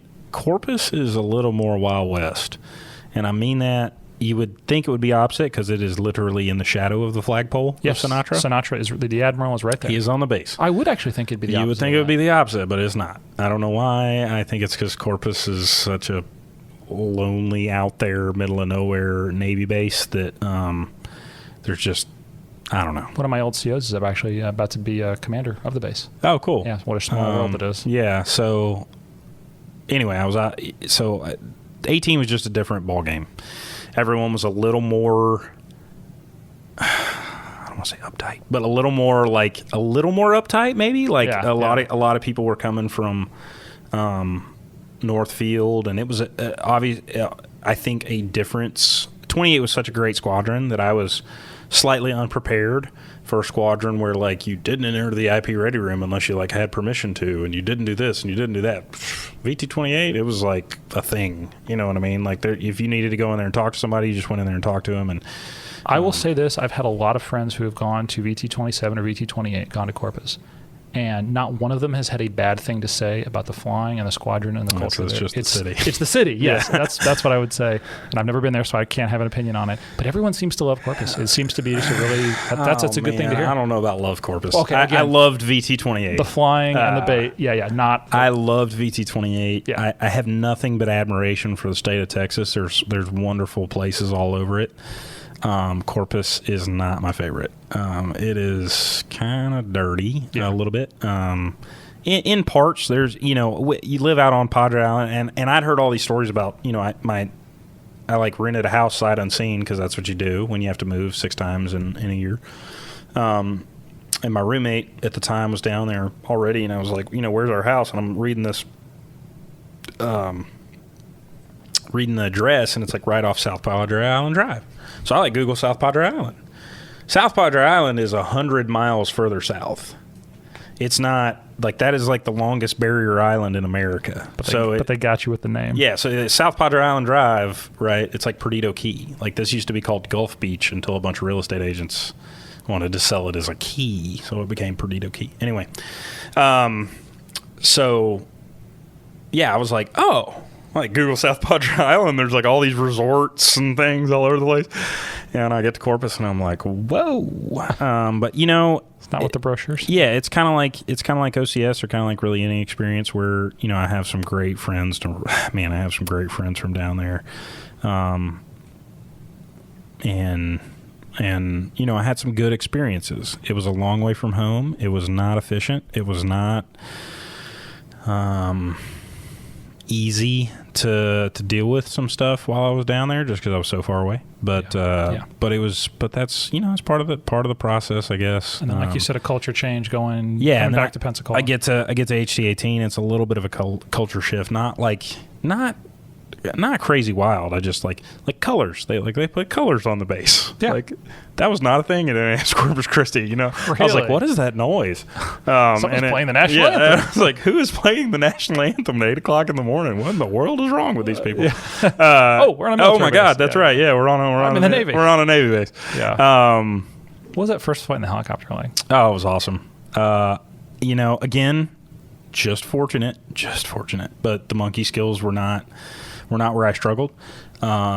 It wasn't that long in where I felt relatively comfortable in the helicopter. Now, granted, your very first flight in a helicopter, when you've just trained in airplanes, you think you know how to fly, and then you get in this egg beater that's upside down, and you do not know how to fly. You don't know how to fly anything. Were you a Spencer guy or were you a Pace guy? Spencer. Okay. So that's a huge field. There's helicopters all over the place. On wing was a guy named Pat McCaskey. Nice dude. He and I are I would say diametrically opposed on almost. I mean, we got along fine, but we're just completely different people. I use humor and crack jokes as a way to get a point across or something like that, and they just bounce off his forehead. But he's a great dude. He was a good on wing. He was a great dude. He's very matter of fact, and then you have to tell him you're telling a joke. You know what I mean? You have to make it readily apparent that here comes a joke. Okay. I did that with a student recently. I was like, "Hey, that was a joke. You can laugh now." And he chuckled. I was like, "Oh, I feel dumb." But it was great. First flight in the helicopter. I thought the helicopter was a blast, man. Yeah. There's nothing. I love flying airplanes. I do. There is nothing more fun, in my opinion, than just fun than flying helicopters when you're just getting used to flying them and flying them down low and 500 feet and below, man. And that whole shebang. Yeah. You're down there weaving in between the cell phone towers. Right. And it's just a blast. But I enjoyed HT-18. I wasn't sick. And my performance increased drastically. I was not a very. I don't think I was a very good. I wasn't a great primary student. A lot of that blame on my own stubborn, stupid self, and a lot of that, it's hard to do a lot of that stuff when you're about to puke in your lap the whole time. If anybody's ever had any experience with motion sickness, it can be debilitating. Yes. And when you're trying to do something for the very first time, you're flying an approach with your knees and you're letting it go in a gallon Ziploc bag in the back of the aircraft. Yeah. Because in the T-34 we had this bag that you pulled over your head. Yes. So you were literally it's like a canvas bag. Yeah. Like canvas. It had tears and it's stained and the light bends through it all weird kind of ways. So if we were actual IMC, I never got sick. As soon as I pulled the bag over my head, I was sick every time. But it's part of the syllabus to have the bag over your head, so you got to wear the bag. Yep. Anyway, long story short, get to HT-18, loved it. Enjoyed the helicopter. Hurt myself a little bit there in the middle. Hurt my ankle. Fell off a helicopter. Just skidded straight down and. Like on pre-flight? Yeah, destroyed my ankle. Ooh. So I was down for a little bit there in the middle, but but. Any cross countries? Did you go anywhere fun? Oh yeah. So in the T-34, I went to Denver, and then was not my attention. Anyway. And then in the 57, I went to Chattanooga and went home for a weekend. But by that point, all my buddies were still 23, 24, and they're all either working in bars or something like that in downtown Chattanooga at night. So that was a rager. And then left that, and it really wasn't that wild. But anyway, we went, and then the other one I did was to New Orleans. In the helicopter. In the helicopter, which was pretty quick. Yeah. It's not a long route. We had to make it a route. Yeah. I think we took off and went east first, and then went north and then west over to somewhere in Mississippi, maybe Hattiesburg, and then came straight down to New Orleans. And New Orleans was good. Was flying under goggles, NVGs for the first time. Oh, I enjoyed it. it definitely opens your eyes to a different side of night flying. The SA, the situational awareness you have at night aided is, probably 400 times what you have at night unaided. Not needed as much when you're up at, bug smashing around at 3,500 feet. Like, that's not, you don't need all the SA that you have. In fact, you can have a little bit of the analysis paralysis, which is very common on guys when they're learning to fly with goggles, is the little bit of the analysis paralysis. They end up just kind of staring around in space. Taking it all in. Yeah, taking it all in. So they spend the first, it's like a new kid with a telescope, right? They spend the first 3 nights in a row not sleeping and just staring out the window. But I enjoyed it, man. I mean, getting to learn how to fly goggles is great. It's a great skill for people to have. I'll never forget the first time. I think the first night. It's because there's like a night unaided flight in the TH-57. Yeah. And then there's a night aided flight. And that first aided flight going due south, we were just east of Portofino. So all those big skyscrapers down there, not too far from Navarre, I guess Pensacola Beach area. Yeah. And we were headed due south over the water in the IP, because I still do this with kids at night, even in the T6. Just see, like, look due south over the water, and you could not see the horizon. It just kind of melted all together. And he said, get used to that. You're going to see a lot of that flying Navy helicopters. And I remember thinking, I'm like, oh boy, this is, because it's something I'd never done before in all the general aviation. They'd flown aided, but flying unaided out over the water with no references or very limited references. Yeah. So one of the things I remember about NVG training is you would go pick up these goggles and you would like walk in the dark room and you'd pre-flight them and you get them all zoned in if you're, get them adjusted for you, so that the you can actually adjust the lenses in them so that they're they're kind of like glasses. They fit your eyes. Outer, inner, outer. Yeah. Outer, inner, outer.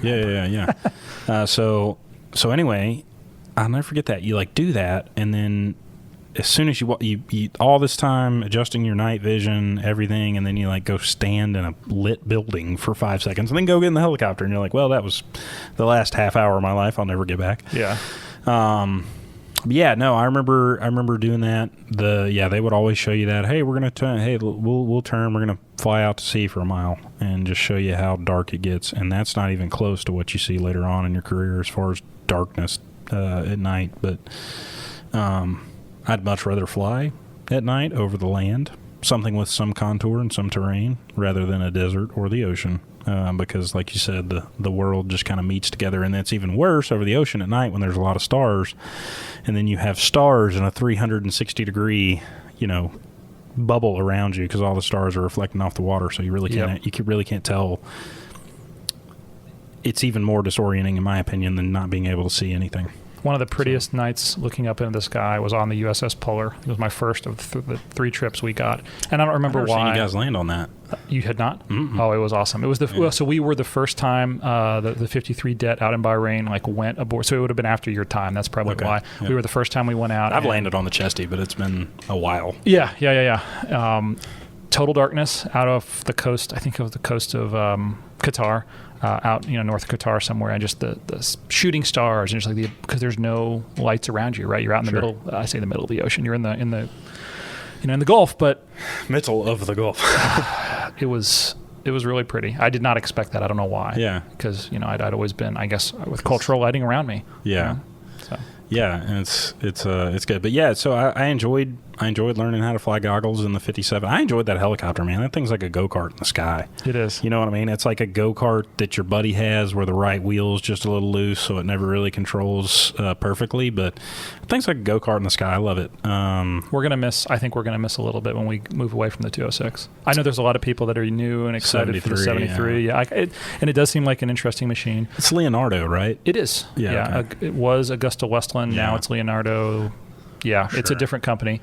Where it's going to be an interesting transition, and I'm sure there's a lot of good that's going to come from it. But I think it's funny because a lot of guys that I know in the civilian world learn on a Robinson. Sure. And to them, a fire-breathing turbine helicopter like a Bell 206 is a lot. And then for us, that's the go-kart of the sky, right? Right. That's the smallest. I went from the smallest helicopter the Navy flies to the largest. Yeah. There's only one other in the middle there, and that's what you flew. But, yeah. But anyway, there's a couple. The Navy flies. The Navy, yeah. But all that to say, it's a big difference. No, and like I said, it's an awesome aircraft. The Bell 206 is a proven platform that a lot of people have used for years and years and years and years and years. So it's a great aircraft, I think, to learn in, because it makes you learn everything about helicopter aerodynamics. It makes you learn every single bit of it. The base helicopter, how they work. Then you move on to more advanced helicopter later on. You guys are fully articulated as well in the 53, right? You just had 7 blades up top. But yeah, so you move on to this. You start with this base grade aircraft, and then you move on to this really, really, really advanced aircraft later on. Just by the way, it's flying. But yeah, no, I think the 73 is a cool aircraft. I personally think the T-34 is a better aircraft to train pilots. Than the T6? And that's just because it was a pilot's airplane, man. If you were not on top of it, it had wheels. It had trim wheels. It had... no electric trim. Yeah. No coolie hat on the stick? Nothing. Yeah. No. Yeah. No, it was electric trim. I mean, it was trim wheels the whole way. That's awesome. It was, you had, basically it taught you, hey, take off, set the aileron, don't touch it again. Every time you add power, you're going to have to be down there on the wheel. Rudder. Every time you, change airspeed, you're going to have to be down there on the wheel. So it was a pilot's airplane. There was no rudder assist. There was nothing. So it didn't have as much horsepower, which is a different story. So it wasn't quite as capable. But at the same time, it really taught you to manage AOA. It really taught you to manage energy on the aircraft. If you didn't have 200 knots in a T-34, you would stall upside down trying to do a loop. Wow. There was no, this aircraft, contrary to some of the way we train to do a lot of these aerobatic maneuvers, you can put it in a loop at 180 knots, manage your angle of attack all the way through the loop, and it'll work. It's got enough performance to pull you back around through the loop. If you try that in T-34, you'd stall. Yeah. 100% stall. So it was very much an energy management aircraft. And I think the transition from the 57 to the 73 is going to be a little bit the same. I think it's a better aircraft. I think cockpit-wise, it's going to be more what we want kids to see before they go jump into a 53 kilo or a 60 or a 60 yeah. Or before they go jump into a 60 of some flavor. Or even some of the advanced Marine Corps aircraft, the Zulus and the Whiskies or Zulus and Yankees yeah. Cobras and Hueys. Yeah, Cobras and Hueys. So I think that's better, but I really wish that they would have maybe done a more basic helicopter with an advanced avionics suite. The Bell 407. Maybe the Bell. Yeah, but even so, man. I mean, it's not the same head. You know what I mean? It's not the same head. I always wondered why we didn't buy Long Rangers. I did too. Just the updated version. Get us a different suite. I understand the airframes that we're flying were all beat to crap, but yeah.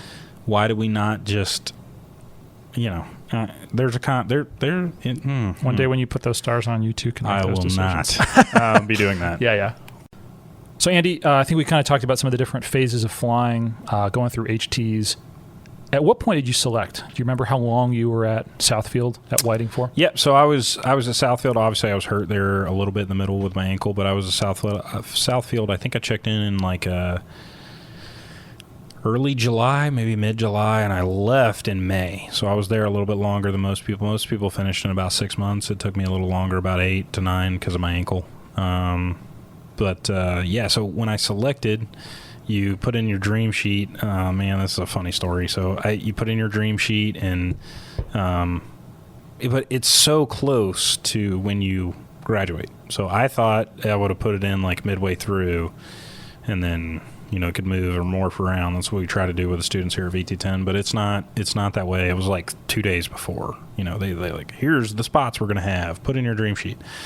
And I'll never forget it. The StuCon officer at HTA team was a great dude.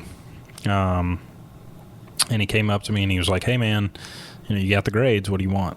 I'm like, what do you mean? He's like, you got the grades. You're the guy. Wow. You pick what you want. And That's I'm awesome. like, okay. I'm like, well, what's available?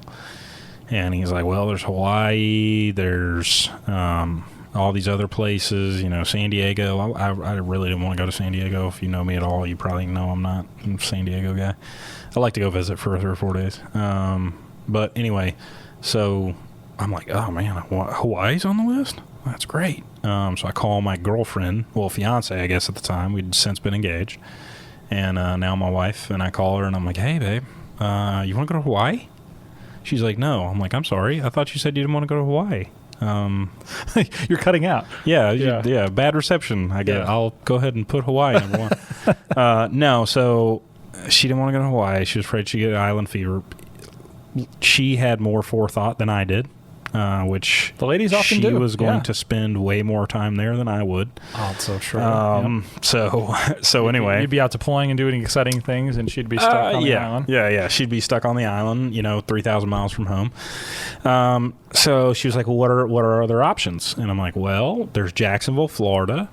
There's San Diego and Japan, Guam, and Norfolk, Virginia. So at this point, I'm already aware Guam and Japan are out. If I can't go to Hawaii, she's definitely not going to go to Japan. So I didn't go to, and I didn't really want to go to San Diego. So I'm like, it's kind of between Norfolk and Jax. And I knew I was going to fly the 60 either way. I wanted to fly Sierras more. At the time, we all thought they were the cool kids on the block. But I wanted to live in Jacksonville. Well, at the time, I was one of the last classes where they had Fox hotels on the list. So HS-11 still existed in Jacksonville. I was like, wow, that's awesome. I'll just go to Jacksonville for 2 years, and I'll transition to the Sierra. I'll do like 6 months in Norfolk, and I'll leave. Get to do the best of both worlds. So I put that number one. They called me, and they were like, no, dummy, that was a leftover. That shouldn't have been on the list. So they took it off. They were like, what's your actual number one? So I'm talking to Lindsay, and she's like, well, what do you think about Virginia? And I'm like, well, and I'm trying to figure out a nice way to explain that it's not like apple and wine country, Virginia. You know what I mean? It's like the tough part, the shipyard rough. It's a Navy town, man. It's a Navy town. Yeah. And no harm, no foul to Norfolk. No. It just wasn't my speed. And I knew Jacksonville. I'd been to Jacksonville before. I love Jacksonville. It's a big spread out city. You can get whatever you want there. So I went with what my boss told me, and I put Norfolk number one and got it. So I ended up flying Sierras in Norfolk. And I wonder if you're the only person in the history of the HTs that put Norfolk Sierras number one. No. I'm sure. Yeah, no, surely not. No, there are plenty of guys that were like Sierra. Yeah, I want to fly Sierras more than I want to fly anything. You're gonna fly the SEALs. Yeah. You're gonna go kill Bin Laden. But the man's already dead. Yeah. Right. He's been dead for what, 3 years at this point? At this point, yeah. But I always did find that like for fleet fly-ins when they would do so each community does their little brief. So HM is like, hey, we still exist. Bahrain. Per diem, tons of money, which is true. Actually. Yeah, it is. We had people buy cars cash when they came home. Just saying. Also, I made $300. Yeah, my whole fleet tour. HSM was kind of like the nerd alert, but in a good way, right? Because like you're going to go out and kill subs, and you're going to go out and it's a naval helicopter. It is the future, I think. Of if I had to rank them, it's a naval helicopter. But for doing Navy things. But HSC is like they very strongly got the music playing right, and they're shooting rockets and guns and the big old goofy machine. And we did. And we did. I never shot that. Yeah, and then you're gonna have SEALs and EOD. And I did that. And I hope we talk about all that. But that's how each community sells itself. Sure. HM is like we're still here. HSM is like we're the future, and HSC is like SEALs. We were the really cool past. Correct. We're like Blockbuster. The Blockbuster. Yeah, we're the Blockbuster of Naval Aviation. So so the Sierra was great. So I got Sierras. I went up to Norfolk, another quick turnaround, Memorial Day weekend of 2015. Got up to Norfolk. SEER before or after the FRS? SEER before. Okay. So I did SEER for like right when I got there. Same. Yep. Yeah, like show up, Sato, book tickets, and I showed up and it was like booked. I showed up and it was like, hey, you leave tomorrow, and I was like, oh, okay. Yeah. Camping trip. Yeah, nice. Awesome. So I went to SEER, did SEER in Maine. Yes. Only place to do SEER. By the way. Did SEER in Maine at the end of May, which one would think would be nice and warm. I would, yeah, but not in northern Maine. Cool. In June. Yeah, I was getting in the 20s every night, 20s and teens in early June. It's Wow. terrible. I have a friend that owns some land up at Mount Rangeley in that area. Yeah. And he actually, when he flies up there from the Florida area, and he will fly over Sear. Oh, sure. Which is crazy because he went through as a student. Yeah. But so anyway, I loved it. I actually enjoyed most of Sear. I did too. I weirdly enough am one of those people. Like, I thought it was hilarious when those guys were trying to like get inside my head. Yeah. It is great Navy training. It is great Navy training, but like, I'm standing there and it's a 5'6", rather portly fellow smacking me in the face. You know what I mean? I'm just sitting there looking at me like, okay, well, this is obviously training. Yeah. Because in real life you'd die. But yeah, no, I enjoyed Sear. HSC-2. So just for the uninitiated, HSC-2, Helicopter Sea Combat Squadron 2. Putting the combat. TWO, yeah. Helicopter Sea Combat Squadron 2 is the FRS, so the Fleet Replenishment Squadron. Yeah. So it's where the RAG. Yeah, so it's where you learn how to fly the 60 for yours of HM-12, right? HM-12 for us. For the 53, but for me, HSC-2, East Coast. FRS, it was good. What was that first flight in a Sierra? Like? Oh, it was great. First flight in Sierra was fantastic. It was a ton of power. I try and equate it to like an old F-150 with the big block in it. The old big block V8s just had a ton of power, and it was rather maneuverable, and it was more maneuverable than I expected it to be, and it had more power than I expected it to have. So it was a great aircraft. The first time you fly it, it's so much easier than your first flight in a 57. I went up there thinking I'm about to hang on to two bucking horses and going in two different directions, and I'm not. I'm going on there hanging on to a 60, which is giving me a ton of extra help in the flying process. Those AFCS computers make a big difference. Yeah. And it's an awesome aircraft. The Sierra, a little bit of backstory on the Sierra. So it's a leftover Mike contract. So it was Army's supposed to be 60 Mikes. The Army purchased more than they needed, basically. Yeah, the Army purchased more than they needed at a different block. So they purchased them in blocks, right? So there's different mics that come through, different Limas that have come through that have been in and around for longer and shorter periods of time. So they go through. So this particular purchase was a leftover Army 60 mic contract, from what I understand, Lima or Mike, and the Navy kind of took it, put a folding rotor head on it, so a little heavier up top. We kind of kept some of the antiquated systems, I would say, a little more than we probably should have, and then we retrofit the cockpit. So the cockpit is very similar to the Romeo. It's not exactly the other 60 that the Navy flies, so it's not exactly, but their intention was to make what do they call it, Super Hawk, where a 60 Sierra guy was a PQM also in the Romeo. So I've never flown a Romeo, but for a long time I was NATOPS qualified in one. Weirdly enough, yeah, even though I'd never ever touched the sticks on them. So I was technically a PQM in the MH-60 in the Navy. So that was the intention behind it. So they kind of ripped a bunch of the cockpit suite out and they replaced it with everything that the Romeo had, which is hilarious because half the buttons didn't work because they had to do with the sonobuoys and the reel and all kinds of stuff and tracking subs, and I didn't have any fidelity on that. It had to do with the radar, didn't have a radar. So then you learn to fly the Sierra. You do obviously your first NATOPS, learning the actual safety of flight of the aircraft and the standards that we fly it to and how we started up, so that you can take a pilot from HC2, drop him into 22, 28, 7, whatever it is, and he can pick up at least with a base grade of knowledge.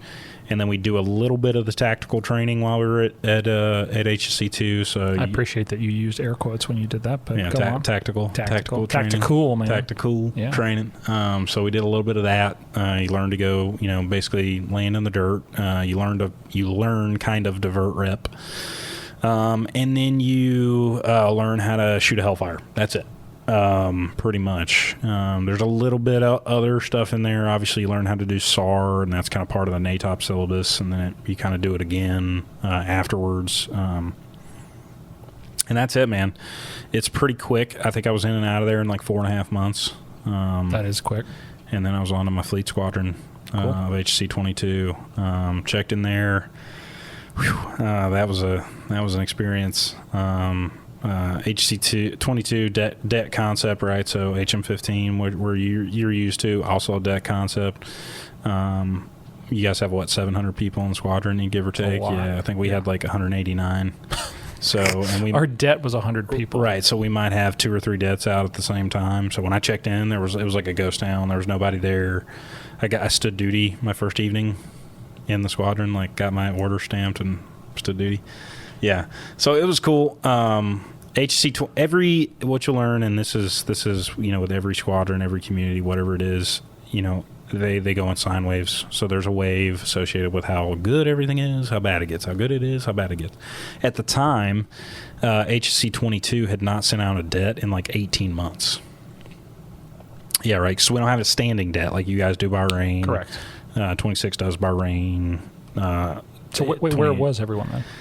They were all on workups or on a like a little mini detachment basically at the time. But I mean like a full deployed detachment we had not done except for one that was just on its way back when I checked in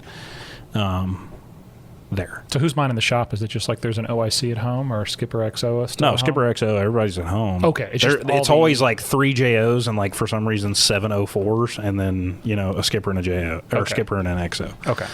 So you're always undermanned in my opinion at home with the JOs. Okay. Being ensign through lieutenant. Correct. So you're pretty undermanned. Generally you have your Super JO at home. Okay. So you have your Super JO at home, maybe another JO hack or 2, and then a couple 2Ps, and that's it. Okay. So yeah, checked in, and that place was busy, man. I mean, it was busy. That was that squadron was the most. I'd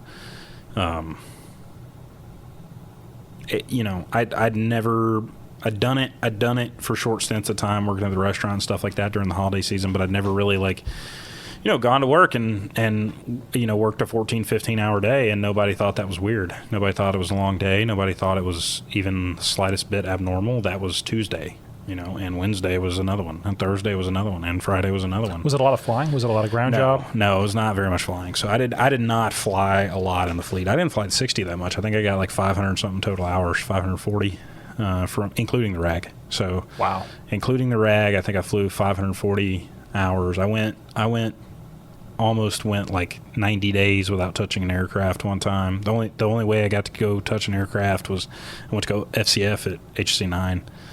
Another squadron, yeah. Wow. So yeah, not a lot of flying. So what were you busy doing then? Ground job. Okay. Yeah. What was your first ground job? My first 3 were, again, you don't have anybody back. So you don't have any in the squadron. So I was a legal officer. So that was the worst. And then I worked in schedules as well. And then at the same time, I was doing some future ops stuff. And then you're constantly gearing up to go on a deployment. So those were my first jobs at the squadron. It was kind of a busy time. I would say the squadron was kind of just coming down the hill. As far as the wave of good to bad goes, when I checked in, it was just peeking over the edge and starting to come downhill. So I got to ride that. I got to ride that wave all the way down, and then probably about halfway back up. Okay. But it was interesting. I learned a lot about myself there. I learned a lot about what I liked. I learned a lot about what I didn't. I learned. I have some great friends. I mean, absolutely fantastic friends. Some guys that are as close to me as anybody that are at HC-22 with me at the time. And man, we had. I will say that if there's one thing, we had a pretty good shop at the time that was really pushing us to be better. I think a little bit there was because we hadn't done very much in so long, especially like anything tactically relevant for so long, we were a little bit kind of back on our laurels as a squadron. And that happens. That is natural. That's That's not speaking ill of your squadron. No. It absolutely, it's a thing. Yeah, it's easy to have. It's a thing. It will sneak up and bite you. I think we were a little bit kind of back on our laurels a little bit, and we had a pretty good group of guys there that really started to push us to get better as a squadron. And even with all the downsides that were attached to that place, and there were plenty, but there were some really good. I would put some of the guys that were at 22 with me up in a Sierra against anybody, and not even think twice that they wouldn't come out on top. So that was good. It took some time. It took some time to get us there. But after a period of time, I think we were pretty daggum good at operating that aircraft. How long did you wait before you first deployed? Well, depends on what you call a deployment. So I was there like about 5-6 months maybe, and then I did multiple like humanitarian aid, disaster relief, little debts, and I did some carrier CQ debts and all this stuff in there. So it wasn't like I checked in and there was all right, man, you were at day 0 plus or 0 minus 90. You got 90 days till you deploy. It was, we don't know where you're going. Originally, when I checked in there, I was supposed to go on the Comfort when it very first came back out of the yards again. Then I didn't go on the Comfort. Supposed to go on the Wasp. Got to do some Wasp stuff later on. Ended up doing about a 4.5 month supply debt on the USNS Robert E. Peary. I've heard of it, yeah. I think I've landed on it. Yeah. I see, yes, my initial, not that this matters at all to the point of your story, my initial landing in an HM-12 helicopter, I think, was on that ship. Yeah. So it was great. If you got to do a deployment on a boat, the supply ship's Military Sea Lift Command. Supply ship's probably the way to go. I have my own room and on that one, on all the other you're like a 2P. Yeah, on all the carrier stuff, I was like tucked in a room with 6 other dudes. J.O. Jungle. Yeah. So where did you all go on that? Perry? A couple 4 months. Yeah, it was like 4.5, 5 months. What part of the world? Europe. Okay. Yeah, so a lot of England, a lot of Spain, a couple times, 3 times Spain, 2 or 3 times France, Greece, and then let's see here, Scotland, and I think that was about it, man. And what's the mission of the ship for those that don't understand what those are? Yeah, so weirdly enough, that ship was we have these military sea lift command ships all over the place. That people probably don't understand that, but we have them all over the place. And they're kind of like deployed on a schedule, and they're multi-mission. Obviously the ship is to refill other ships with fuel, food, ammunition. Those initial Tomahawk strikes into Syria in 2016, where I watched those things come on and off the ship. Off your ship. Yeah. To go put them on the destroyer to launch them, and then a few months later we came back into road and picked up all the empty canisters and took them back home. Wow. So that's got to be fulfilling. Like you know. Yeah, I mean, you move those missiles. Yeah, a little bit. So the ship itself is a supply ship, and we don't have really many supply ships owned. The ship is owned by the Navy, but operated by the Navy anymore. It's operated by Military Sea Lift Command, which they're civilian mariners. They're kind of in the military-ish world, but not really. But a ship full of civilians, but it's great living. It depends a lot on your ship's master and the crew as to how good your life is going to be on those things. If they like you, man, it can be great. If the ship's master sees you as a nuisance, which can happen from time to time, you're a nuisance. And so, there's very specific contracts for how often you're going to fly, how many flight hours you get a month if it's not associated with a mission. And is that because they don't want to set flight quarters, I'm guessing? Yeah, because of money. So those guys get paid way more when the ship's at flight quarters than they do when it's not. Okay. So yeah, it was something insanely low. It was like 25 hours. It's like 25 hours a month or something we had of like flying if it was not associated with Okay. Yeah. And we ended up doing this thing called FOST, which is Flag Officer Certification Training or Sea Training or something like that up in the North Atlantic. Really kind of on the English Channel more than anything. All these NATO ships come and use their flag officers, and like the supply ship becomes the high value target, and they position all these NATO ships around to train how to respond to stuff. So we did that, and then we did a operation called Joint Warrior, which is just another NATO exercise deal. We did a little bit of resupplying of everybody during that. We spent a lot of time. We did spend a pretty fair amount of time in port on that ship, so that ship pulls in a lot. So I'm guessing because you have to unload JP fuel. Yeah, you got to take on JP5. You got to take on food. The food is always best on the supply ship. It's freshest. It is freshest. Yeah. So that was good. That was a great day. Out there were some great guys. Just one aircraft? Two. So you could fit two in that hangar bay? Yeah. So 260s.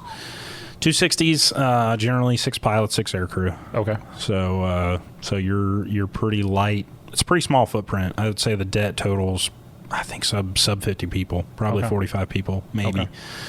And that's including everybody. So we did that. Got to do some awesome flying. I mean, I've landed in like castle ruins in Scotland.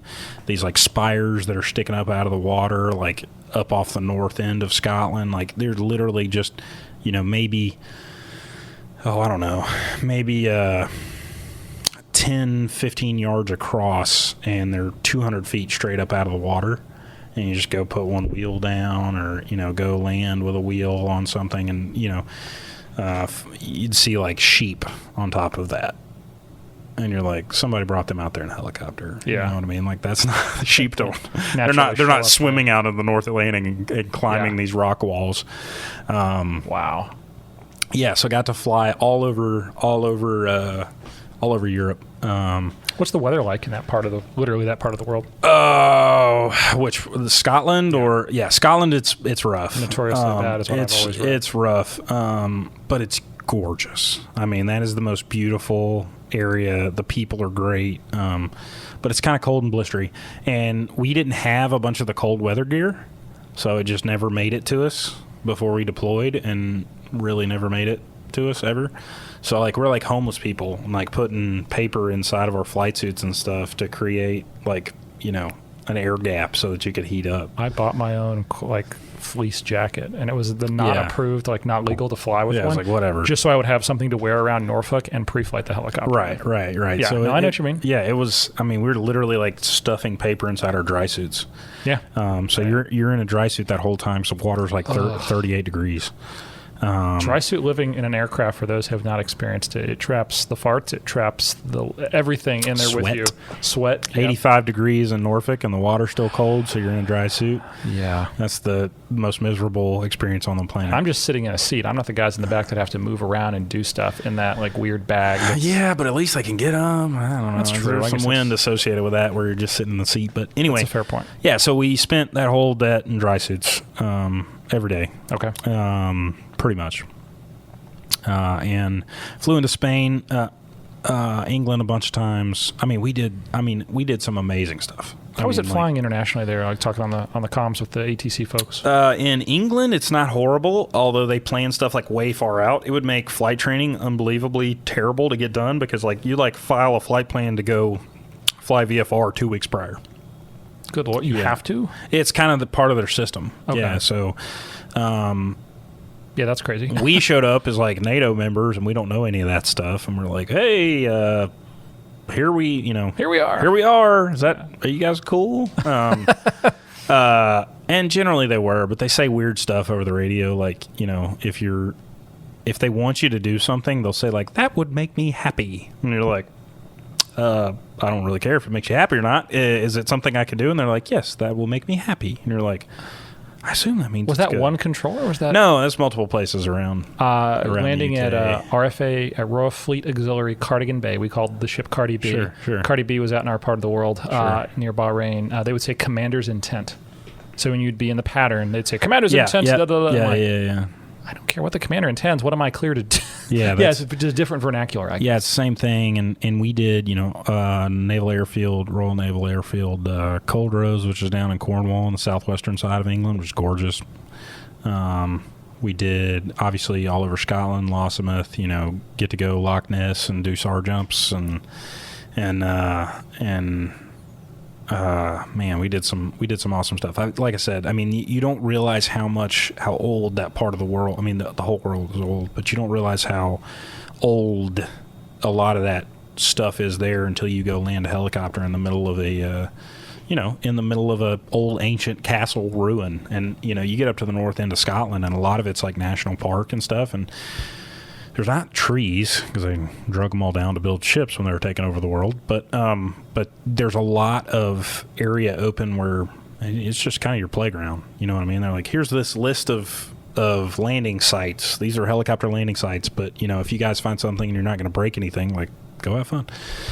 There was one place my buddy Kyle and I were trying to go land at, and it was a listed site, but the lat long was off. And the lat long was very specific, like it went all the way down to seconds, but it was off just enough where we're like landing, and we land in this field, and there were sheep all around in the field. And I'm like, well, I don't want to land on top of these sheep, so we go by and buzz them one time, and they kind of scurry on up the thing, and then we come back and we land and poop. Just, I mean, we're blowing sheep crap everywhere, all over the helicopter, and it's just Kyle and I. We're like next to the school. You know what I mean? Like the basically they had swapped two of the numbers in the lat longs, and so we were offset. I don't remember what it was, but like 2 miles or something. But there was this like perfect square. Yeah. We're doing it in the evening. Going into nighttime. Pinky time. Yeah. I guess this is it. And just land the sheep. Go in and land, and then we like turn and look, and we're like, all these kids are getting out of school.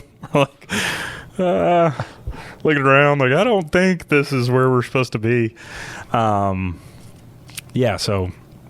got to do all that, and enjoyed it. Enjoyed it. Any EPs? No real EPs on that one. It was a great det, honestly. How long were you home for after that? Not very long. We were home maybe a couple months. My squadron at the time, again, was, in and around that time, we're doing Operation Odyssey Lightning, which was the Wasp off the coast of Libya. Okay. 2016 as well, which was not a very well-known war. Yeah, not at all. Right, so it's, if you Google it, Odyssey Lightning will pop up, and it'll show you is basically, when you create a vacuum in world geopolitical situation, somebody moves in, and in Libya's case in 2014 and 15, it was ISIS, and they moved in, and so the Wasp was over there like dropping more ordnance than any ship had since World War II. And the Wasp, just to be clear, is not a CVN. It's not an aircraft carrier. No. The fixed-wing assets are what, Harriers? Harriers. Yeah. So just little jump jet Harriers and then Cobras, and that was it. And it was like 10 hours a day, all day, every day. It was just, you watch these things leave loaded, come back 20 minutes later, and they were empty. So just to be clear, you came back for a couple months, and then you went out on that deployment? Yeah, so the guys they had already done that. Oh, in the same time. So, okay. So that was that squadron. I'm just trying to explain like how spread out 22 was at that point. Yes. And then a bunch of my buddies came back and did that. And then when I got back, more hurricane stuff, more carrier qualification debts for the fixed wing guys. What's that like? How long are you out there for a CQ det? Well, it depends. Greatest answer in Naval Aviation? Yeah, sometimes it's 2 weeks. Sometimes it's a month and a half, 2 months. CQ det, that's a month and a half. Well, so it'll be Tray Wing 1, Tray Wing 2, 106, 122, and then the birds that are getting ready to deploy. So it'll be like that entire air wing, and then it'll be Tray Wing 1, Tray Wing 2, 106, 122, I guess whatever the heck the 35 one is now, whenever it does that. And then when they get a carrier off the coast, it's let's keep that thing out there and do traps get it all done. And get it all done. Yeah. And, that's when I realized my buddies were not aware of what I did for a living, because like my fighter buddies, because I'm out there and my buddy Pete comes in and traps for the very, very first time in a Hornet and, gets out so another guy can jump in and take off and do a couple laps in the pattern. He's like, yeah, what time are you guys flying back to the beach? I hadn't seen him in 2 years. Yeah, man, I'd love to get a beer. I'm like, Pete, I'm not going back for like 4 weeks, man. He's like, what? I'm like, yeah, I'm here. I'm stuck here. Yeah. He's like, oh, what? You guys don't go home at the end of the day? I'm like, no, man. You do. Yeah, you do. The carrier COs, once they get their hands on some Sierras, they're very reluctant to let them go, because I can provide them SAR support. I can provide them support for the COD that they have to have every morning, or else there's mutiny. Bringing the mail, there's no, but it's pretty. People are upset. If the COD doesn't show up, people are upset. I had an instructor in API. He talked about he flew 60 Sierras like you, and he was the guy that pickled a load of Monster energy drinks into the water from the supply ship because they had a compressor stall. And he was like, people knew who I was on the ship. I was the guy that lost the Monster energy drinks into the Atlantic Ocean. Yeah, 100%, man. There's all kinds of stuff like that happens. I've dropped a load of AAV tires trying to get on to the Wasp. Okay. Other stuff. My squadron dropped another load of AAV tires. The ship will do something crazy, and you happen to break an egg. You break like a pallet of eggs, or like the ice cream. You don't come in and pick it up first because you're not at the right fuel state. It'll when melt. You're doing it, and it melts, and then everybody's pissed because you're not. Didn't get the ice cream. Yeah. So anyway, first world problems, right? But you feel pretty far down the totem pole when everybody's mad at you on the boat. Yeah. So those are not, what I'm getting at is those CQ debts are not necessarily good deals. Are you flying the entire time they're CQing? You have one bird in starboard D? Yeah, you generally have a bird up, either there or spinning at spot 7, which is right behind the island on the carrier. So basically you could just chalk some chains and get airborne very quickly if you needed to. Yeah. So it's you've always got an aircraft at a minimum at a ready 5, but generally most of the time it's upturning and it's ready to take off. A lot of times it's out flying because they don't like anything moving on the deck when those guys are CQing. It's very wide open. They don't want a lot of stuff around. Which makes sense. Yeah, which totally makes sense. Those guys are learning how to do something that's rather difficult. So they need the space, and I'm glad to give it to them. I don't want to be sitting on the deck when Timmy's learning to land. Larry's learning to come put one on the back of the boat and prings it on. So so we flew a pretty fair amount on those. You might fly 5, 6, 7 hours a week, which was like a lot. You might get 2 or 3 flights a week. If it's a busy CQ, it's not every day. So it's like 2 days of CQ and then like 3 days of just floating around in the Atlantic. And then it's like 3 days of CQ, and then it's 4 or 5 days of just floating around in the Atlantic. And then, it's a week straight of CQ, and you fly like 10 hours that week, and then it's, 10 days of nothing. Yeah. So it's very hit or miss. And weather. Yeah, weather is a big one too. So I did one of those one time on the Wasp there in the middle, or no, not on the Wasp, on the Iwo Jima, and it was, we took off, went sailing around in the Atlantic to try and let the Marines out of New River come out and get recertified landing on the deck of the ship. And we were out there like 2.5 weeks, and they never showed up. That bad? Yeah, so the weather just never met their criteria for taking off and coming out to the ship where they felt comfortable. But you had like an entire ship of people and a 2-bird helicopter deck. Like our entire reason for being on the ship for, I think it was like 3 weeks actually, was to let these guys come out there and land, and they just never made it. So that was a pretty big bummer. Ouch. You can eat glass from time to time when you know what you're eating it for, but when you're just like chomping on glass for no reason, you're starting to question things. Yeah. But yeah, man, and then another deployment, then kind of there in the middle. I got to do more humanitarian aid, disaster relief all over the place, Caribbean, Carolinas. Some of the guys went down in Texas for Harvey. I thought that would have been the right time frame.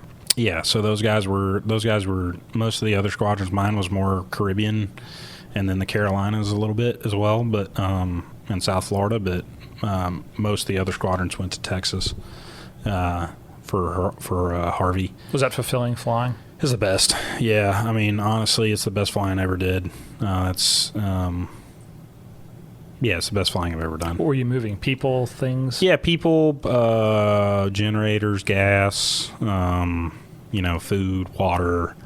I actually did one of those to Haiti before I went on that very first deployment, and it was all good, man. I enjoyed it, and I had a great time doing it. That was by far my favorite part of my favorite flying I ever did. Really, in the Sierra was the most rewarding flying. At this point, kind of chronologically going through the career, are you an aircraft commander? Yeah. When did you make HAC? Funny story. So I boarded at like 14 months in the squadron or something. So That's fast. Yeah. So I was already qualified. I was already a level 3. Okay. But I didn't have 500 hours. So I sat for 6 more months. So at 20 months, I finally hit 500 hours, and it was like, you're an aircraft commander. Yeah. So it took a while. Could you do the check rides before 500, or you had to wait? Yeah, I was done. Like, everything was done. Really? Yeah, everything was done, painful. and I just had to wait for my time because I didn't really get to fly that much. That supply ship dad, I really did not. I think I flew like 120 hours or something, maybe that year. Eesh. Then that's including the supply ship dad. So I probably flew like 80-ish hours on that whole 4.5 month deployment. Gotcha. Maybe. Do you remember your first HAC flight distinctly? Oh yeah. That's a story in itself. So We got time if you want to tell it. Oh man. So it ended up getting a skipper fired. Your first HAC flight? My first HAC flight. Boy, that's what we call an exclusive in the biz here. That is an exclusive, yeah. So what did you do, Andy? I will explain it, and this will make a ton of sense to you. Uh-huh. So we were in Fort Drum, New York. New York, yep. We just got back from basically a big weapons debt. We were going up there to do workups for... Oh, wow. There was a bunch of A-10s that we knew out of Fort Wayne, Indiana that had come up and done some work with us. We're doing basically CSAR and... Combat Search and Rescue? Strikes. Yeah, Combat Search and Rescue and strike stuff. Okay. And that was what we went to Fort Drum to do prior to deploying. And so I finally hit my 500 hours while I was up there. I got designated a HAC. And the very next day, we were supposed to go home. So the flight schedule comes out. And it's got me taking an aircraft to New York City to pick up Skipper on the helipad. Yeah, in the New York City helipad? Yeah. Okay. On New York City helipad. Yep. And then I think I might know where the story is going. And then fly back to Norfolk. Okay. So I was laying there, or go pick him up, land at McGuire. Okay. Get gas. Yep. Fly from McGuire back to Norfolk. Okay. Beautiful place, by the way. If you've never flown VFR through New York City, I've only done it once in a friend's Bonanza, and it was insane. Oh yeah, I mean, I was doing it 200 feet off the Hudson. Yeah. Just you're looking up at the skyscrapers. Yeah. Up. And we picked up the river like at West Point. Yeah, so that's the way to do it. Way up the river. You get the whole experience, and the then, bridges. Like, I mean, like flying next to West Point, which if anybody ever has been up there, it's a castle. It's an old fort. It's incredible. Right? So you're literally like flying next to West Point, and all the whatever the heck they call them, cadets are out there in the snow. Anyway, so we're flying home, and I go pick him up. So the flight schedule comes out, and we have pretty strict rules about not doing this kind of thing in naval aircraft. Correct. So I think they're playing a joke. It's my first HAC flight. Okay. I think they're playing a joke on me. So I'm like looking in the email, like, is everybody getting this flight schedule? You know what I mean? So I call. I'm like, hey, I'm not doing that. Good joke, guys. Like, that's not happening. No, Andy, we're serious. What? Yeah. So long story short, I end up basically talking to everybody in the squadron, telling them this is a bad idea, up to and including Skipper. Okay. Who's a great guy. I mean, I love him to death, and frankly, I don't think this was a fireable offense, but, whatever. So I go and I pick him up and fly to... Real quick, just to pause. What was it like landing on the New York City helipad? That's not a place that most helicopter aviators get to land. It wasn't... I mean, it was great. It was awesome. It wasn't the first time I'd done it. Okay. I'd been up there before. Oh, excuse me. Yeah, it wasn't the first time I'd done it. I've been up there before. Like, you guys wouldn't fit. Yeah. No, 53 would I not can't fit. imagine. You'd have to like aim down the pier. It's a pier sticking out in the Correct. sticking out in the river there. Okay, so never mind. Not as exciting, apparently. No, it's really it's awesome. I mean, the flying down the Hudson through that's downtown the cool New York is going by all the bridges and all that, yeah. and like coming up and over the bridge and back down. Yes. Is great. Not under. Not under. No, not under. That's an HC2 thing. That's why there's wires down there. Yeah. So anyway, came in, picked him up, went to McGuire. My best friend was my 2P. At my 2P, he was a hack. He was our Super JO. Okay. And so he was my 2P. And this flight is authorized. This flight is authorized. I'm like, this is not going to end up. This is not going to end up good. Yeah. It's not going to end up good. I know it's not. I know it's not going into it, and it didn't. Obviously, the not that I said anything or Ben said anything or anybody said anything, but the air crewman let it out that what we had done, and it just spiraled out of control.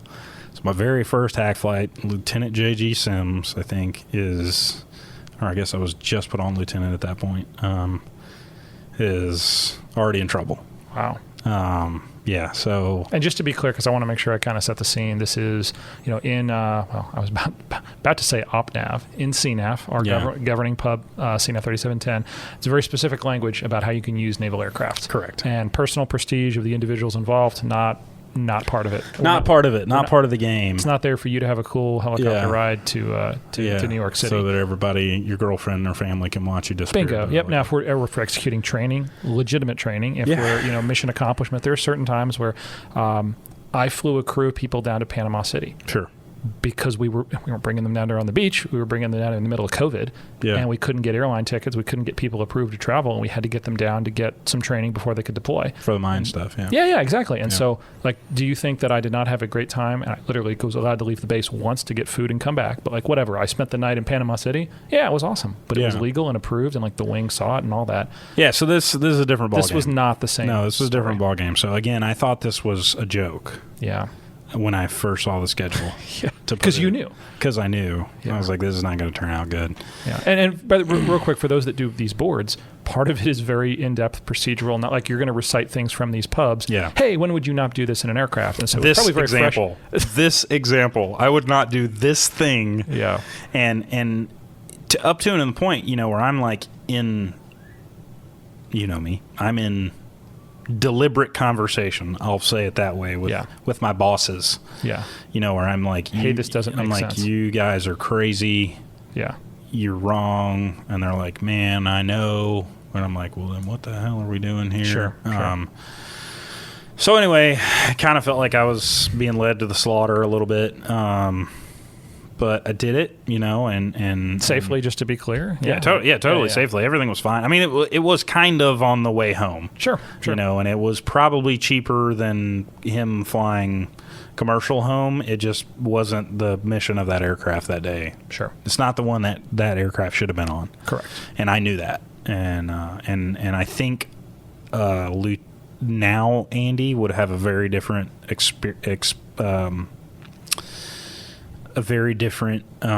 reaction to it. I was still trying to be more cordial than I probably would be now. I'm talking to everybody as it goes up the chain. I'm like, this is insane. This is stupid. We're all going to get in trouble for this. We're obviously going to get in trouble for this. We have air crewmen in the back of the aircraft. This secret will not stay with us. Yeah. It will be told. There's cameras too. I'm told. Yeah. In New York City. There are cameras. Yes. Also, fuel receipts and all that other stuff. Right. Well, I didn't get any gas there. I got it. Well, yeah. There was a method to my madness. Oh, okay. I was like, I'm not getting gas from. Yeah. I was like, no. It's the Wall Street helipad of DoD contract. I'm going to McGuire. I don't care. I'm going to McGuire. Yeah. So anyway, I tried to do the best I could, to fight it. But there is a point in the military where they tell you to shut up and color. When your boss tells you to do it, he's the one that signs the flight schedule. And I listened naively, I think, a little bit. And like I said, that's where I think today's Andy would have had a very different conversation than Andy's very first aircraft commander flight ever in the Navy. What a flight. Yeah, so, and then I ended up taking it back to Norfolk, and nothing came of it for a few weeks, and then all of a sudden, we are in TROUBLE. So it was part of a list of things that I think got the guy that was running the squadron at the time fired, and Gotcha. it wasn't not fired, Relieved. Relieved. Yeah, the term we use in the Navy is relieved command. Yeah. So it kind of got that taken away from him. Not that was, I don't think even that was not what put us in the spotlight. That was what got seen in the light. What put us in the spotlight was, the squadron was just in kind of a bad place. Sure. And they do that. They You just mean like the command culture, I guess is the term we use. It's terrible. Yeah. You feel it. It's a palpable thing. Oh, yeah. Yeah, man. You walk in and everybody's down. Yeah. But, whatever. I'm through that point in my life now, so I try, I still kind of get hung up on it from time to time, where I'm like, crap, man, that could have been so much better. But at the same time, I hear nothing I can do about it. You can't turn back time. So, nope. You can't let it define your future. Sure, and I mean, it defines I'll never go back. But that's that's it. Yeah. So it was not the thing that put us in the spotlight. It was the thing that was seen in the spotlight, which then gave them a vehicle to come after this guy. And he was a good dude, man. I like him a lot. He did a lot of great things. He was very good at some things. He was not so great at some things, like we all are. I think everyone's flawed. I think there was just the squadron was kind of, even by the time he took it over, was kind of in a dive. It was kind of in an unrecoverable dive. So what changed it? That and a little bit of pulling some stuff off of the squadron's shoulders. It took us like rock bottoming with anything. Nothing happens in the military without a requirement. Yeah. Right. So unless there's a requirement, it will not happen. So it took us kind of rock bottoming as a command, and once you say rock bottoming, and I'm just going to throw something out there. That's not rock bottom. I think you and I both know what rock bottom is, and that's a mishap. That's someone bending metal or hurting someone. Yeah, I mean. And so what I'm saying is, I'm not trying to sell it short. I wasn't there. I didn't have the experience that you had, but there are unfortunately worse things that can happen. Yeah, that Yeah. You gotta. I guess what I'm trying to say is that the culture, it's important, and you have to pay attention to it. And it, like you said, I was saying, it's palpable. Yeah. Oh, it's absolutely palpable. Yeah. And rock bottom is people getting hurt. Yeah. People getting hurt, people losing people, bending metal, whatever. The way we fly these aircraft are not the way that the civilian world flies aircraft. So people look at the military and they think, Jesus, these guys crash aircraft all the time. In the military, at least from my experience, you are flying an aircraft to extremis. And if you're not flying that aircraft to extremis, you're not really utilizing the aircraft the way it was meant to be utilized. Like these aircraft are built to a different standard because they are meant to go out and test, basically be flown to their limit every day. And if you're not doing that, then don't kid yourself. There are other people on this planet that will fly their aircraft to extremis, and they will beat you. Our adversaries. If you're not doing it, they will do it, and they will beat you, and they will lose a helicopter and not blink. It will in one ear out the other. So they will do that. Not that like we were ever Johnny Rambo killing people. I'm just saying, like, if you're not prepared to do that, that's what we do in military aviation. Okay, there are certain jobs where everything is more slow and controlled. But you are flying aircraft, no matter what the aircraft is. Most of them, you are putting that aircraft in an extreme situation very commonly. So bending metal, whatever. But when you hurt somebody, you see somebody get hurt, you see somebody, you lose somebody. That's a completely different type of bad. Yeah, and that's a completely different type of bad. And we had a couple mishaps while I was there. But nothing outrageous. We did have a crew lose a motor, basically take a parachute bag in the motor and have to descend down on the back of a ship one time that did not have a landing spot. Oh my! Parachute bag.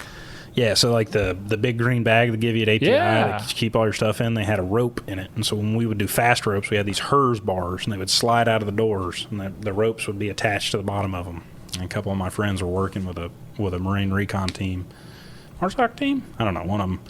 In swoopy individuals of some flavor. Right. And they tossed the bag out of the door, and you're supposed to sew the rope to the bottom of the bag, and they didn't. And when they tossed the bag out the door, the bag swooped up and went in the intake of the motor and flamed out the number one. And oh my gosh! Just for anybody who's not used to helicopter flying or doesn't know anything about it, the highest power requirement on that aircraft is in a hover, especially a high hover. Out of ground effect. Yeah, which is about where you are when you're fast roping. So these guys are they're in a high hover. They're offset from the wind, taking all the wind across the tail. Literally the highest power required state. The aircraft, you want to talk about flying an aircraft in extremis? That aircraft is in extremis. It's, everything on the screens are red because there's 12 dudes in the back, and you got these ropes and all their gear and their dog and all kinds of stuff. They weren't out yet. You'd literally just throw in the back. And they weren't out yet. We would literally kick the ropes out, and the thing went up and in the intake. So that one went down. Where they end up landing, you said on a ship? Yeah, they the rotor heads pulled down to 76%. Oh, and so God. It was either come down or 10,000 feet of Atlantic Ocean. Yeah. And they did a great job. One of the guys did a phenomenal job getting the aircraft down safely on the deck and just kind of holding it there. When you hit, all that power requirement comes off the helicopter. It obviously spun back up. So he's literally it's teetering on the side of the ship, and he's literally putting forward cyclic and holding power on the aircraft to keep it on the boat until everybody gets out of the back, and they chain this thing down to the boat, and then he brought the head off line and climbed out. Good Lord. Yeah, so that happened. We use the phrase "NATOPS is written in blood." These little notes, warnings, and cautions come from somewhere. Yeah. So wherever that requirement was to sew the bag to the bottom of the rope wasn't just for someone's health. Yeah. It was because of something like that. There were some more factors that kind of led up to that thing. Yeah. But that's the stuff you see in a squadron. When culture is bad, it can be tough. Yeah. So be on the lookout for it. Watch one another. Sure. I hate the word shipmate, but watch out for other people. I'm not going to call you shipmate, Andy. But watch out for those that are around you, be it your peers, your juniors, or even your seniors. You sure. Everyone deals with stress differently. Everyone shows it differently. Yeah. But man, oh man, it's such a fragile thing. Because I know what you're talking about. I've seen highs in squadrons, and in my own squadron too, and lows, and it's so obvious. Oh, it's the moment you walk in the door. Yeah. So anyway, I did another deployment where we took the Wasp. My squadron took the Wasp, or the detachment took the Wasp from Norfolk to Japan. Wow. So all the way around South America, with having stopped in the Caribbean and did hurricane stuff. From all the way around, I think Rio, Chile, and then Hawaii. And then to what is that place called? Japan, the southern. Atsugi? No, the one in the south and starts with an N. Anyway, that was great. But I spent more time on that one. That was a Gator again, so I was on the Wasp. Then when we got to Japan, we cross-decked from the Wasp to the Bonhomme Richard. Okay. So then I got on the Bonhomme Richard and flew on the Bonhomme Richard, did kind of a Westpac cruise on the Bonhomme Richard with 3,000 of your friendliest Marines, and then got to see some amazing places there. So all over Japan, The reason I asked about career progression stuff earlier was now you are an aircraft commander. Now you are signing for the bird. Yeah. So that happened there in the middle. That happened after Fort Drum. Yep. Which I thought was going to go away immediately. No, but that happened after Fort Drum. And what I'm saying is it's different to experience these deployments when you're like the 2P, the co-pilot. My hands are on the controls right now, but the other guy's got it. It's his responsibility. It's his. Now you're in a totally different world where you're the other guy. It's you. Sure. And it was good. It was good. But yeah, when you're signing for the aircraft, it's different. It's a different world, but it's the same world. You're seeing it differently. Exactly. It's not a different world. It's the same world that you're seeing differently. So, took the Wasp to Japan. Flew on the bottom shard. Did a Westpac-ish thing on the bottom shard. Thailand, Philippines. A lot of Okinawa. Thailand again. Philippines, and then we brought. Got to do all kinds of stuff. Did a Cobra Gold, so Operation Cobra Gold, which is this big training exercise that goes on in Thailand. I think every 2 years, I think they do a Cobra Gold. So we did Cobra Gold, and that was awesome. Got to work with Koreans and Japanese. Japanese don't really play that much in Cobra Gold just because of some of the history between Japan and other nations in Southeast Asia. Sure. Understandably. Yeah. Something about 1,300 years of conquest. But any memorable flights in there? It sounds like that part of the world is. Yeah, a couple really good ones. We did like an insertion thing in the middle of Cobra Gold. It was probably one of the cooler things. Like 460s at night, 15 feet off the water, line abreast, or 360s, I guess. 360s, coming into a slow creep, pitching guys out, one at a time out of both doors, and watching them swim ashore, and then basically setting up in ISR orbits around them to get to do a bunch of the ISR work for them as they swam onto the beachhead. And for those unfamiliar with the term, sorry, I have to break them down. Intelligence, surveillance, basically you're using the sensors on the aircraft to really nice camera. Watch over them. Yeah, really nice camera. Yeah. Recording how they do it is great. A lot of situational awareness. Yeah, the different nations' militaries operate completely differently. Like one of the nations that was there, as soon as they got on the beach, first thing they did was light a cigarette. Everybody reached into their bag and grabbed pack cigarettes. They light a cigarette. So doing all this stuff, we're planning stuff down to the wind about how we're going to approach so that we're sneaky and all this stuff, and then these guys stand up on the beach and light a cigarette. And we're like, oh man, that didn't work. That didn't work out on a plan. Everyone can see you now. Yeah. So we did that. Some really memorable flights. I had a few EPs with that one. Some that are. One that kind of sticks out in my mind is we had a EP where basically the helicopter was indicating that we should land immediately. It's a hydraulic issue. Okay. But there was nothing wrong. So the helicopter was fine, but the indication I'm getting in the caution warning system was extremely serious. Where it's important to understand whether you're is this real or not? Yeah. Do I know my systems or do I not know my systems? Because if I do know my systems in this particular case, I would not still be flying right now. You know what I mean? So it's okay, so we think we have a problem here. I'll be honest, I hated learning aircraft systems, but when I adopted the attitude of learning them in conjunction with the emergency procedures. Yeah, it makes your life way better. It does, because it's oh, wait, so when this fails, that's how it presents, and this is a confirming cue I look for, boom, boom, boom. I don't know why, it's just a different mental way for me to approach it. Sure. It as opposed to, I'm a drop of fuel, how do I go from the fuel tank to the engine? Sure. I don't care. How does it affect me if I have How does it affect me in the aircraft? Yeah. That all of a sudden it's oh no, I want to learn about this and this, and it would actually cause me to dig deeper. Yeah, and it'll save your butt. Yes, I'm here to tell you right now, it will save your butt. I don't know if we'd have planted it that night in the water, if 90 miles from Okinawa and 70 from the ship, and we're 200 feet when this happens, whether someone coming to get you. No. Yeah. Probably. Most likely, no. Yeah. Most likely, the ship would have woken up 2 hours later than they were supposed to have been wasn't there supposed to be a helicopter that came back at some point?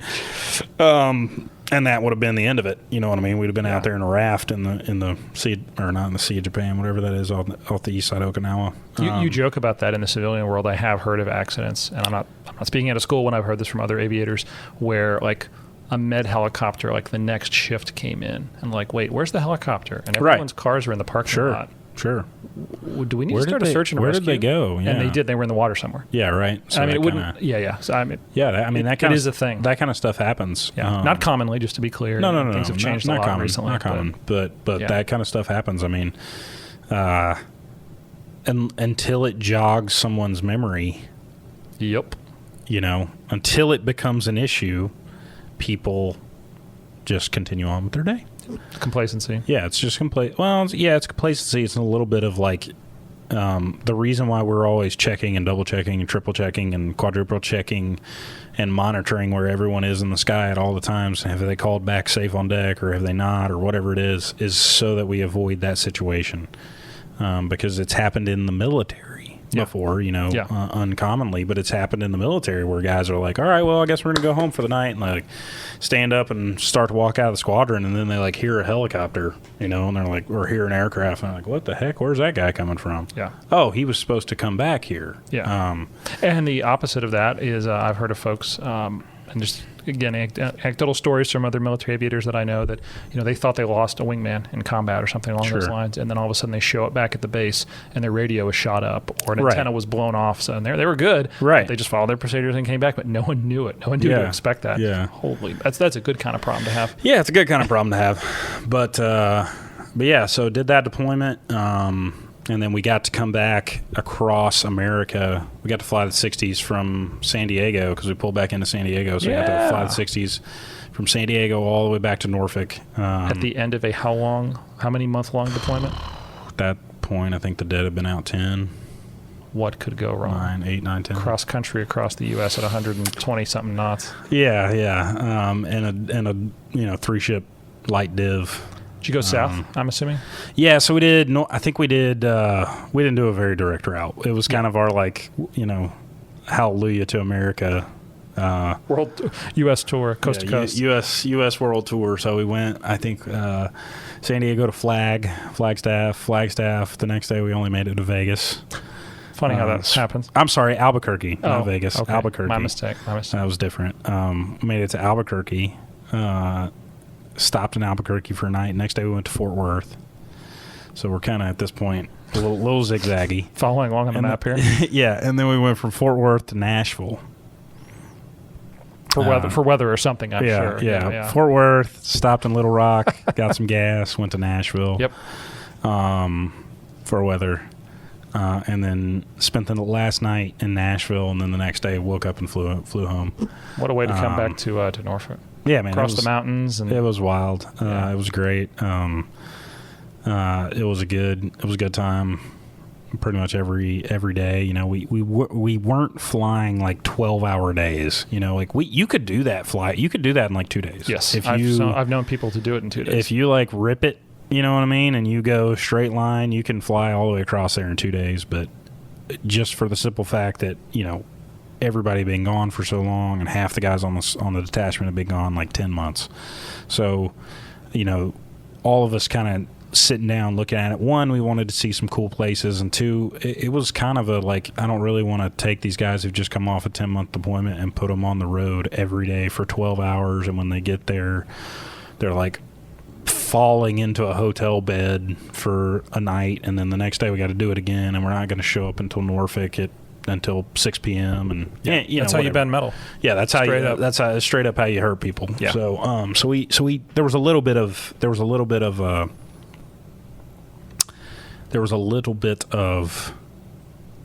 don't know how you say it. There was a little bit of ORM. Dare I say ORM? Yeah, there was a little bit of ORM applied to it. At the same time, it was Risk a little management. bit. It was a little bit of let us kind of integrate when you come back off deployment after a long time. You're not, I remember getting back from deployment, and like you go to the grocery store and you're like staring at all the options for like cereal. Like, I don't really know how to pick between all the, it takes you a week. It's hard to describe if you haven't done it. Right. It's like, you're like standing there. It's like leaving OCS, leaving OCS and you get to choose what you get to eat. Holy bejesus. Yeah. So what do I do with my hands? Yeah. What do I do here? When do I start yelling? Yeah.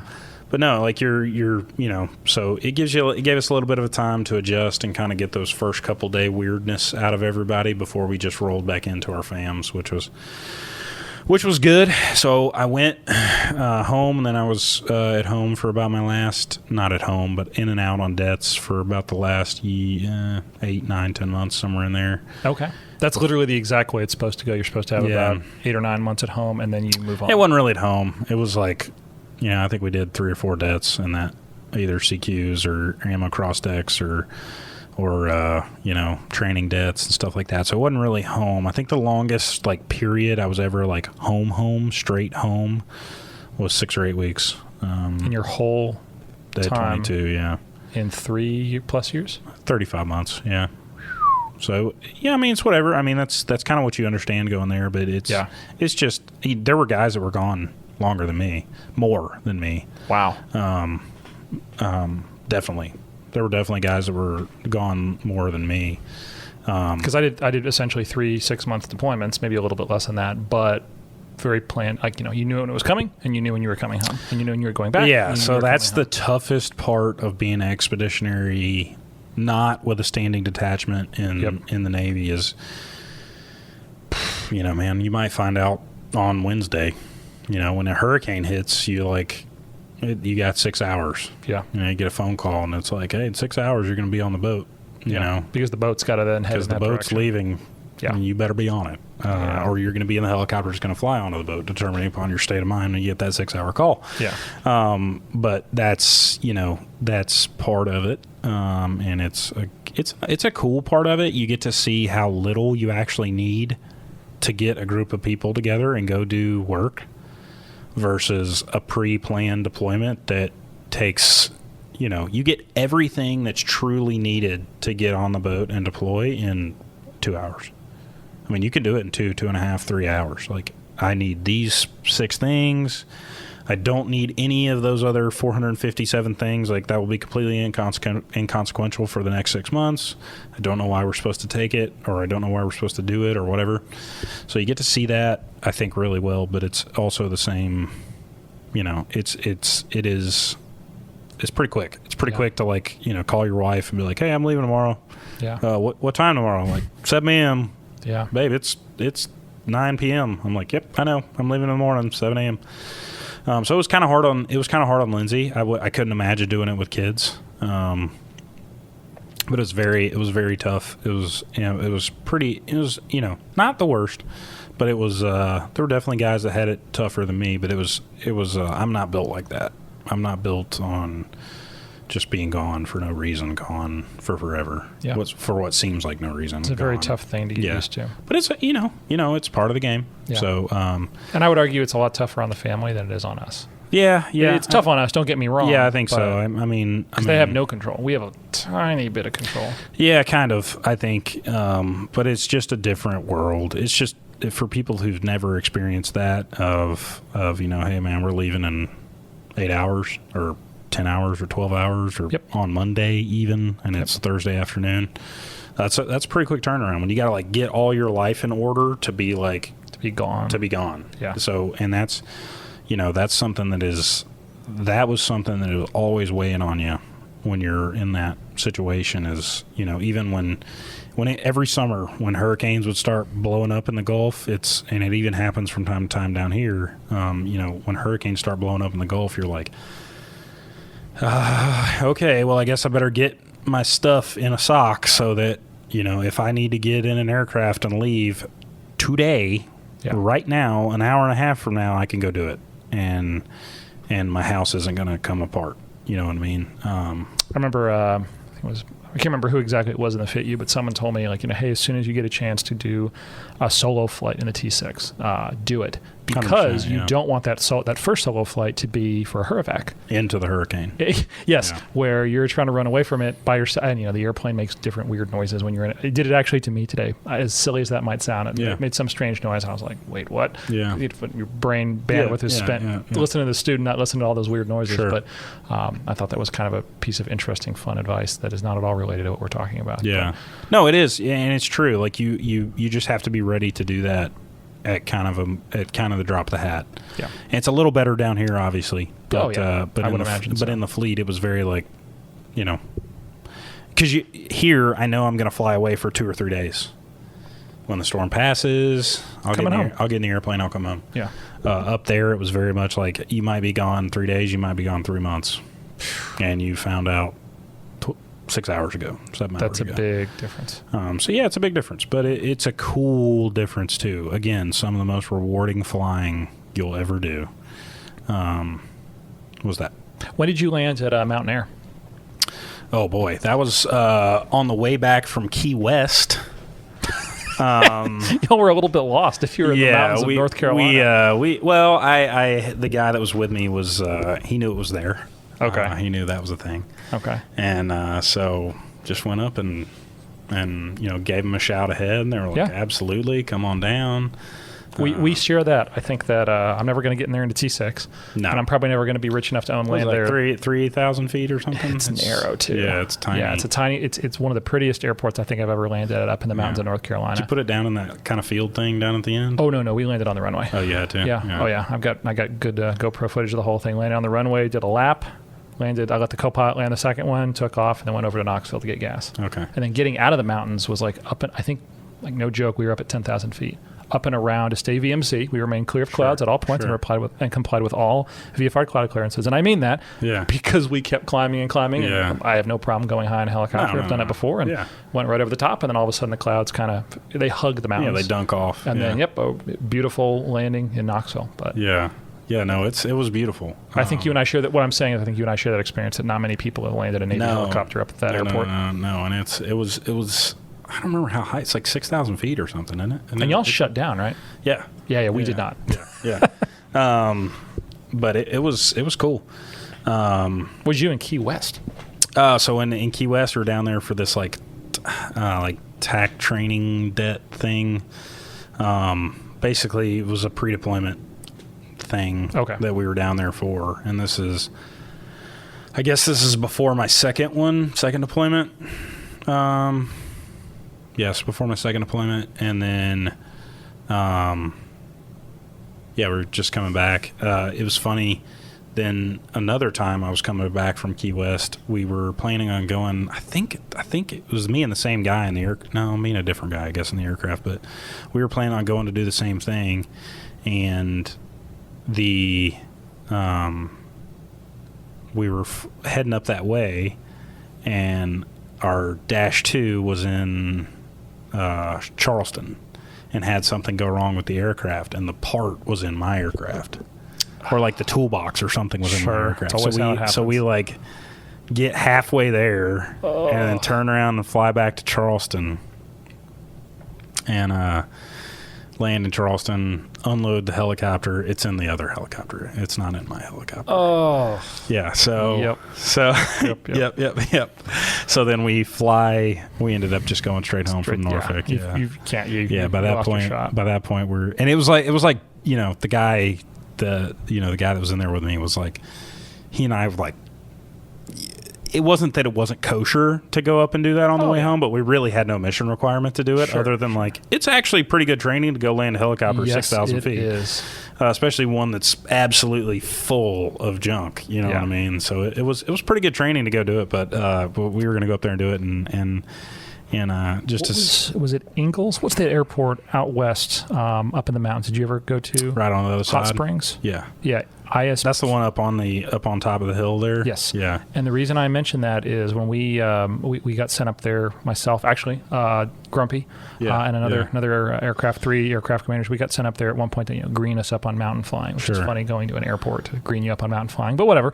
And I remember afterwards talking to someone saying, hey, I remember, on downwind kind of looking almost like level with the runway and then rolling final and having to climb to get back up to the runway. Yeah. And he's like, yeah, well, because you're a helicopter guy and you looked at the radar altimeter and you're over, your brain is not used to looking at the barometric altimeter when you're in the mountains. Like one of those very basic lessons. But when I will never forget that because that's when you start smacking the 2P because he starts telling everybody you're flying over an airport in the Midwest and he starts telling everybody you're flying over at 500 feet.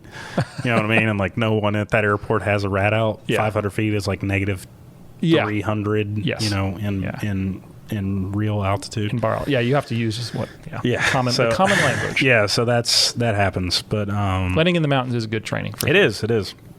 So we were going to kind of sneak off up there and Yeah. have some excuse to go land and Yeah. and see it. But it was good. And Any other memorable? I mean, flights like that. Cross countries are some of the coolest flying because you see such a wide expanse. Yeah, Ocracoke. The Ocracoke is a good time. Ocracoke Island. Yeah, it was awesome. Yeah. What is it called? Where Fort Jefferson is off the west coast of Key West. Did you get the Dry land there? Tortugas. Dry Tortugas. You got the land Dry there? Tortugas. So we got to pitch a couple divers out that That's worked awesome. out there. The Dry Tortugas was pretty phenomenal. Yeah. I've seen the Air Force 60s have landed there. Yeah, these were other government guys. Oh my. Yeah, so they were down there doing some training with us too, and it was awesome. And we got to pitch it. I mean, you don't even think that place is there. I mean, it's like 70 miles west of Key West. It is very far west. And then all of a sudden, there's this like fort in the middle of the ocean. There's a lighthouse on one like this crazy barrier island. Right. There's a lighthouse, and then there's a fort, like a Civil War fort in the middle of the Gulf of Mexico. Yep. You just don't really realize it's there. Yeah, that was a good one. Ocracoke Island was pretty awesome. Shut down. Go get some lunch. Did you guys land on the medical helicopter pad there, or just on the ramp? No, we just landed on the ramp. Yeah. Okay. And then It's a small ramp, so that's why I said. It's a tiny ramp. Yeah. Yeah. We landed on the runway and then basically rotated around one of the inside mains on the 60 to the ramp. Shut down. Me and my buddy Brad did that. You can walk into town. Yeah.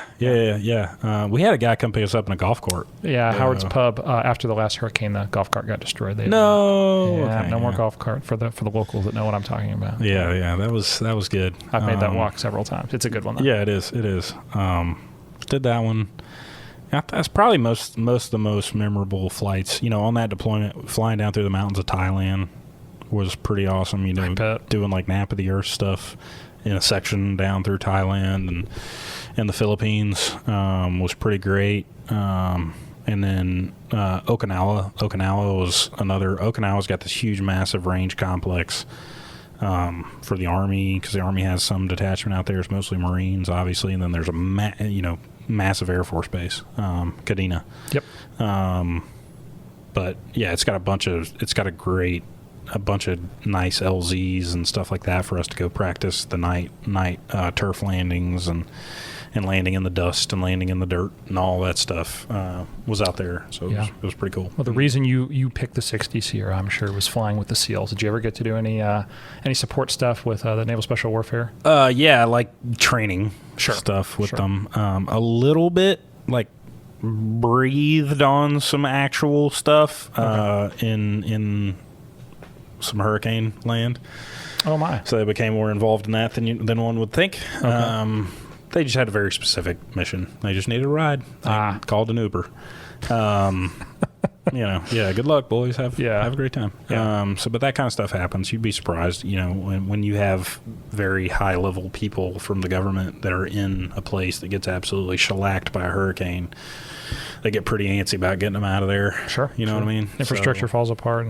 And then polite society. Infrastructure falls apart, and then civilization falls apart. Yeah. It's like zombie land coming after helicopters and stuff. So to avoid that, they try and get those people out in a relatively quick manner. But that was about it. Yeah. I mean, I did a lot of training and stuff with them. Did a lot of training with Coast Guard MSRT. Oh, those are some high-speed dudes. Which they're great. They're phenomenal at their job. I would say they're probably the most professional of any of them. They're very good at their job. Their job is very narrow. It's much more narrow than a lot of other ones, but they're very good at it. I know we talked about this offline, but anyone that casts a little bit of shade about puddle. I used to hear that puddle pirates and all this stuff with the Coast Guard. Like, you are an idiot. Yeah. Coast Guard does some of the most demanding mission sets. Some of the coolest flying. 100%. Yeah. We even had them out in Bahrain. There was Coast. I think they just decommissioned several, but there was Coast Guard ships out in the Fifth Fleet AO. Yeah. And they're around. I mean, like. Yeah, you see a Coast Guard ship in the Philippines. You're like, what in the world is that guy? Did you guys get lost? Yeah, what in the world is that guy doing? They have mission sets out there, up in the Arctic. Yeah, and the Coast Guard does some great flying too. Yeah. I mean, there's a lot of days where the only rotor head that's turning up and the only props that are turning up are on orange and white aircraft. Yeah. Like whatever color they call that. Not a training. Orangey red. Orangey red aircraft. Yeah. And white aircraft. So they're the only ones turning up and going. And it's pretty impressive. You know, you kind of don't want to look like a wimp when, you know, a hurricane hits and the Coast Guard guys are like, whatever, we're out of here. And, you know, the Army guys are all standing there staring and like, no. And the Navy guys are like, I guess if the Coast Guard's going, I guess we're going to go too. Our wings are painted the same color. Yeah, right. So then that kind of ended my time at 22. I did the QAO thing there for a while, quality assurance officer and maintenance, and then I was assistant operations officer as well for a while, and then I was doing some NATOP stuff as well. So left there, came down to 10, and then the whole thing changed again. Yeah, so. you jumped past an important part, which is the detailing process. What was that like? Was it like, how did you know about VT10? So I knew about VT10, but let me take a step back. I didn't know about VT10. I saw on a list VT's NAS Pensacola, VT's NAS Whiting Field, VT's NAS Corpus Christi. Yep.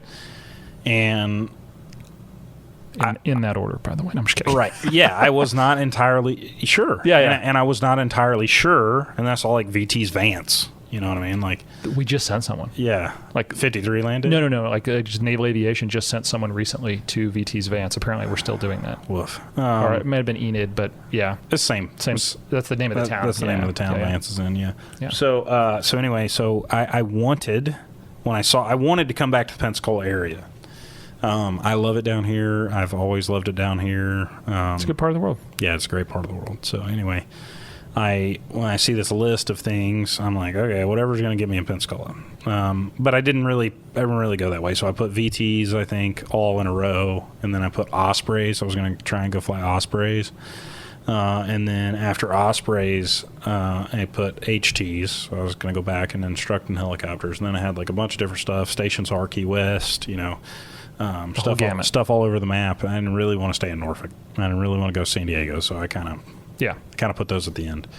And those, for anyone that, I guess I should have described that. For anyone that hasn't seen a preference sheet, it's literally that. It's a list of here are your options, and you put them in numbered, 1 to whatever. Rank them. Yep. Yeah, rank them. And I have no idea how much your vote really matters in the process. I was fortunate that I got number 1. This is where I wanted to be number 1. Yeah. But not always. Sometimes they need you to be an FRS instructor at HSC 2 until you're going to stay in Norfolk. I was terrified of that. And sometimes you're someone that has a house in Norfolk that wants to stay in Norfolk. Sure. And you get pulled somewhere else. And some people love it. You know what I mean? Like they love everything about where they're at. They want to keep staying there, and they get pulled and sent somewhere else. They end up loving that. Sometimes they don't. But life is a especially this life is a variance of experiences. Yeah. So anyway, I got my number 1 choice. Shockingly enough, I was not expecting that, but I got VTs in Pensacola, which I was not entirely sure was VT10 or what I was going to do, and then I got orders to VT10. So what I did, what everyone else does, I Googled it, right? So I Googled, what is VT10, training the world's finest NFOs. Okay. So I what is an NFO? You know what I mean? I'm a helicopter guy. I see them in passing in the hallway on the ship. You know what I mean? I don't really know what these guys do. So we do that, and then go from there to or get my orders. Check out of HC 22, and I'm like on the road that night. I mean, like I had my house packed, all my stuff was gone. All my stuff was in the car, and Lindsay and I checked out of the squadron. We drove back to the house, had a pizza on the porch. Like I don't even think I really was supposed to because I had already moved out of the house. But sat down on the porch, had a split a pizza from our favorite pizza place up in Norfolk, and then got on the road and drove. Made it all the way to Auburn, and in a day, and then from Auburn. We were both on fumes. Made it to Auburn, got out, spent the night, woke up the next morning, and drove to Pensacola. So it was a pretty quick turnaround for me. I was, by the time I checked out of my squadron, I was ready to go out of Norfolk, so I was gone pretty quickly. And then I got down here, obviously figuring out what I thought we flew T6Bs. I thought everybody flew T6Bs. So I got here and I'm like, the first time my first like systems class or whatever in the T6, I'm like looking around, I'm like, why does that cockpit look so weird? I've never flown a T6B, but I had seen plenty of posters of them as my roommates had flown them in college and stuff. It's got a heads-up display. College and flight school. Yeah. So yeah, it's got a heads-up display, MFDs, multifunctional displays across the front, and so that's what I'm thinking I'm getting in. And then I look at this thing and I'm like, oh my god, who put steam gauges on LCD screens? Yes. Who in the world would do that? It's the first generation of a glass cockpit, Andy. Yeah, it's like, yeah. Anyway, so, but anyway, got started down here in the FITU, moved in, loved it. Took a little bit of time off, maybe pretty close to probably a month of time in between. I needed a little bit of time to decompress before I got started down here. And then went through the FITU, the Flight Instructor Training Unit down here at Trey Wing 6, and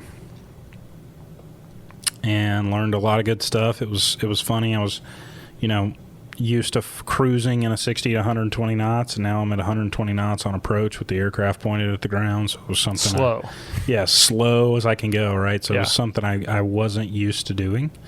But again, fortunately for me, the monkey skills tend to come relatively easy. So I'm working through this stuff, and it wasn't. I didn't really, I found it to be challenging and enjoyable. I also felt sick again for the first time in a helicopter, or first time in an aircraft in a long time. So that was good. It was good to get through that and get through the FITU, and then I went upstairs and started teaching NFOs. That's a different ball game. Yeah. Which now you're doing now. So it's like a pilot, but different. It's like a pilot. You're teaching someone about flying. Yeah. You're teaching someone situational awareness about flying. You're teaching them the background of flying without having to control the aircraft. Yeah. They're doing it with their words. Yes, exactly. Yes. Voice-activated flight management system. Yes, but using the right words, the right tone, the right inflection. One would hope. Well, and yes, but here's the thing. It's primary flight instruction. It's their first times, and I always, you never take anything for granted. Even on my, I'm not going to say worst day, but even on my most challenging day in a 53, at a minimum, the person I was flying with in the other seat had been trained by the FRS to be a pilot qualified and model in the 53. Right. That is not the case. No, these guys are green. Yeah. They are green. But we all were. Oh, yeah. I'm not saying they're bad. Yeah. I'm just saying. Yeah, got to learn. They're green. They're different. They're a different animal. Yep.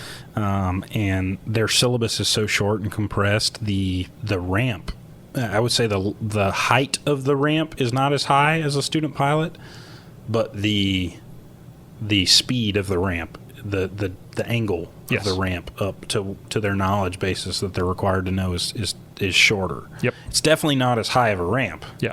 But it's definitely also a steeper one. It's just different. It's just different. Yeah. So it's a big CRM thing. You're teaching CRM. You're teaching someone to be assertive in the cockpit, to communicate clearly, to understand what's going on and what needs to be done. Be assertive. Yeah, be assertive. Don't be a potato. Right. Yeah. Nobody likes a potato sitting in the back seat. And just to be clear, assertive is not being a dick. No, it's having a plan. I've said that, especially as an instructor. There's no need to ever be a dick. Yeah. There's no need. I don't care. Or yell. Right. No. Well, I mean, no. There's no need to yell, but there's definitely no need to be there. Sometimes you have to use an inflection of your voice to get a point across, but it's not like you shouldn't be yelling at someone. If I'm ever raising my voice in an aircraft, it's because someone is talking over me, and I need them to stop doing that, or to someone is controlling the aircraft and they're scope locked and they won't let go, and I need to take the controls to fix a situation. It's safety related. Right. It's going to be a safety related thing if I'm ever raising my voice in an aircraft. So these kids they're new, and they're green. So it's pretty exciting to me to see those kids go from I wouldn't say zero to hero, but zero to somebody. Yeah. You know what I mean? In that period of time. One of my favorite things is being on the early contact flights. I'm in the back seat, right? So I'm literally watching the back of their head. I can hear what they say. I can see where they're looking. So if you say clear left, right, and above, and I see your head, as you said, scope locked straight ahead, I know you didn't just clear us left, right, and above. Right. So we're saying the words but not doing the thing. Or, your other left. Yeah, dude, they're over there on our right. Yeah. And I look left, and you're like, no, other left. Other one. Yeah. Oh, okay. Yeah. Or 9 o'clock, and they look to the right. Yeah, like 9 o'clock is to your left. Yeah, 9 o'clock is on your left side. Your left 9 o'clock.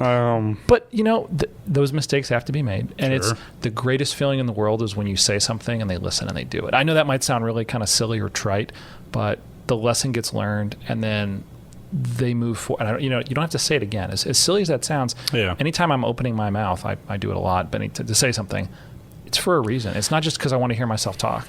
Like I've seen this bite someone in the past, or I've seen this, affect someone's flight, potentially safety of flight. Yeah. I'm not just telling you for your health. I guess it is for your health and my health, right?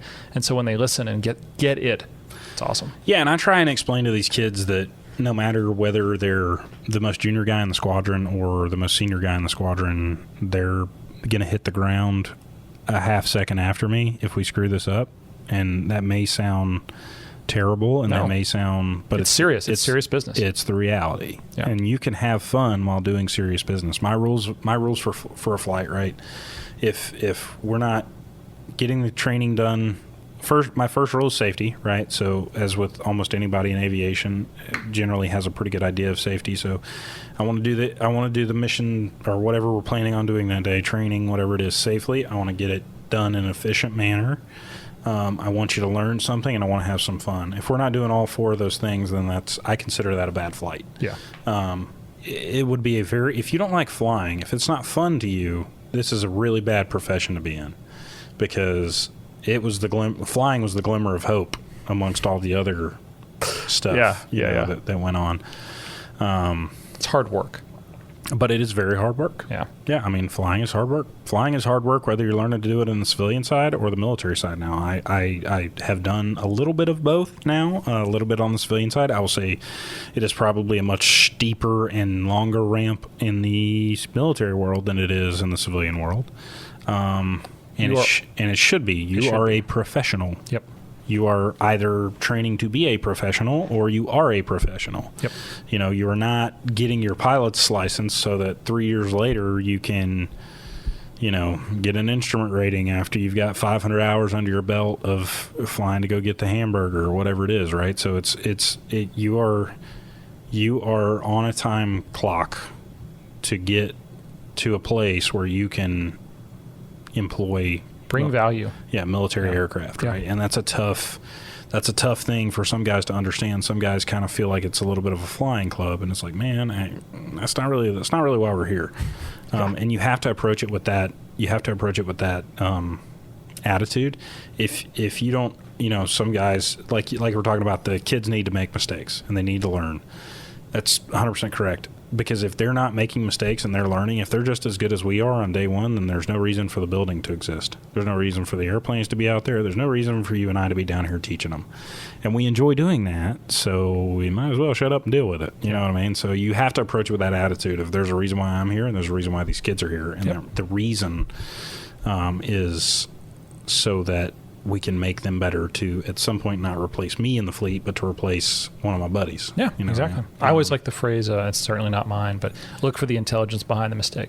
Yeah. I don't think anyone is, like when I have an on-wing that gets airsick, that's not a mistake. That just, air sickness sucks, clearly. We've familiar. Yeah, we've agreed on that. Yeah. But why? I want to find root causes. What can we change? What can we do when they mess up a radio call or they're booking the wrong, 9 o'clock and they look right, rather. Whatever. Why? You don't mean to be messed up. I know that. You don't want to be. No one wants to feel silly or dumb or make a mistake.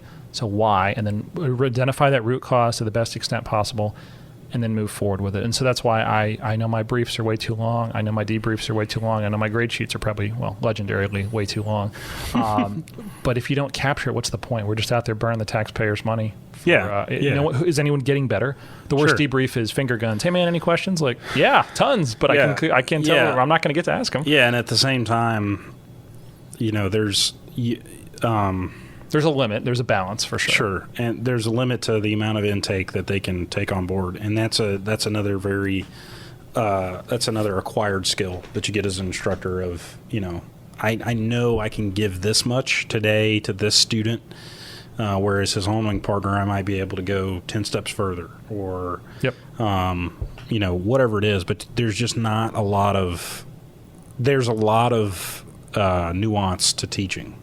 And you can't just go at it with everybody's trying to get to the same standard, if that makes sense. We're all trying to get to the same standard, but we're not. The way to get there is different. We may do it differently. Yeah. And so you throttle your teaching style based on. Correct. Yeah. You have to have a feel for the student, and you were there once. Maybe you and I were not student NFOs, but we were student Naval Aviators. Sure. Yeah. Yeah. And I mean, I have all the empathy in the world for kids. I have kids apologizing to me when they get sick, and I'm like, dude, I know. I'm like, I know.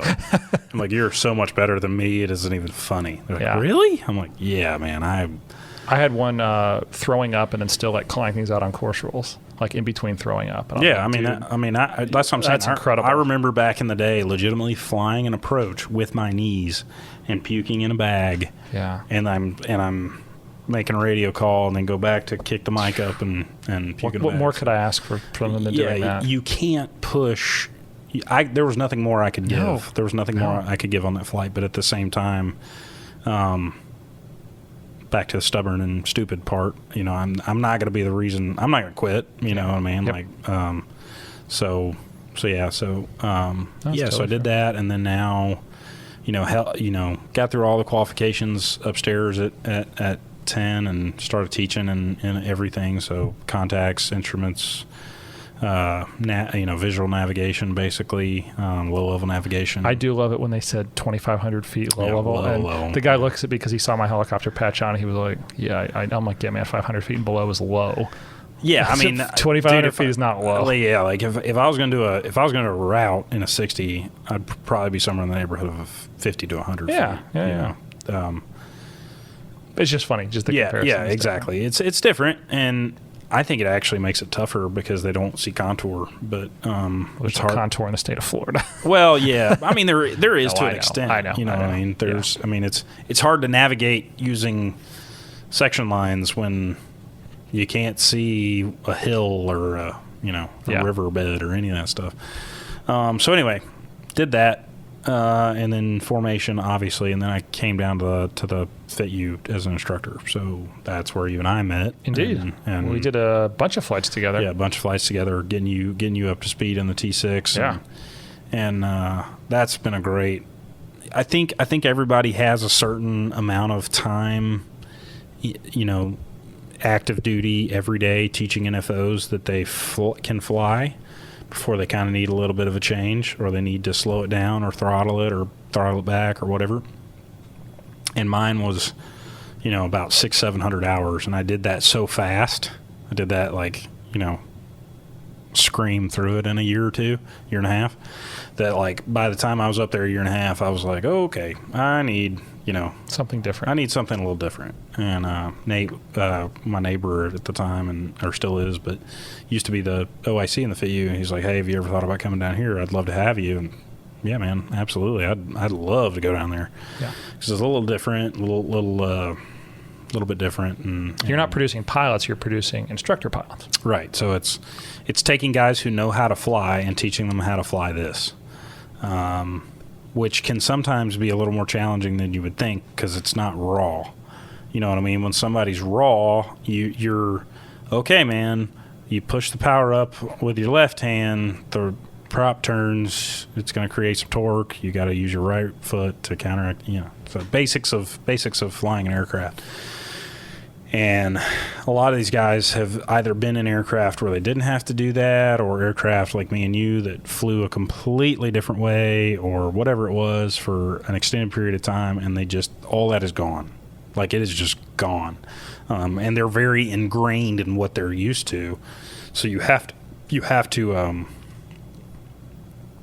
teach to that. So you have to make stuff make sense. So we try and have a pretty good mix down there of guys from multiple different communities, so that if anybody's struggling, then somebody can, okay, man, well, just imagine you're doing this. This takes the same kind of motor skill as landing at the boat at night.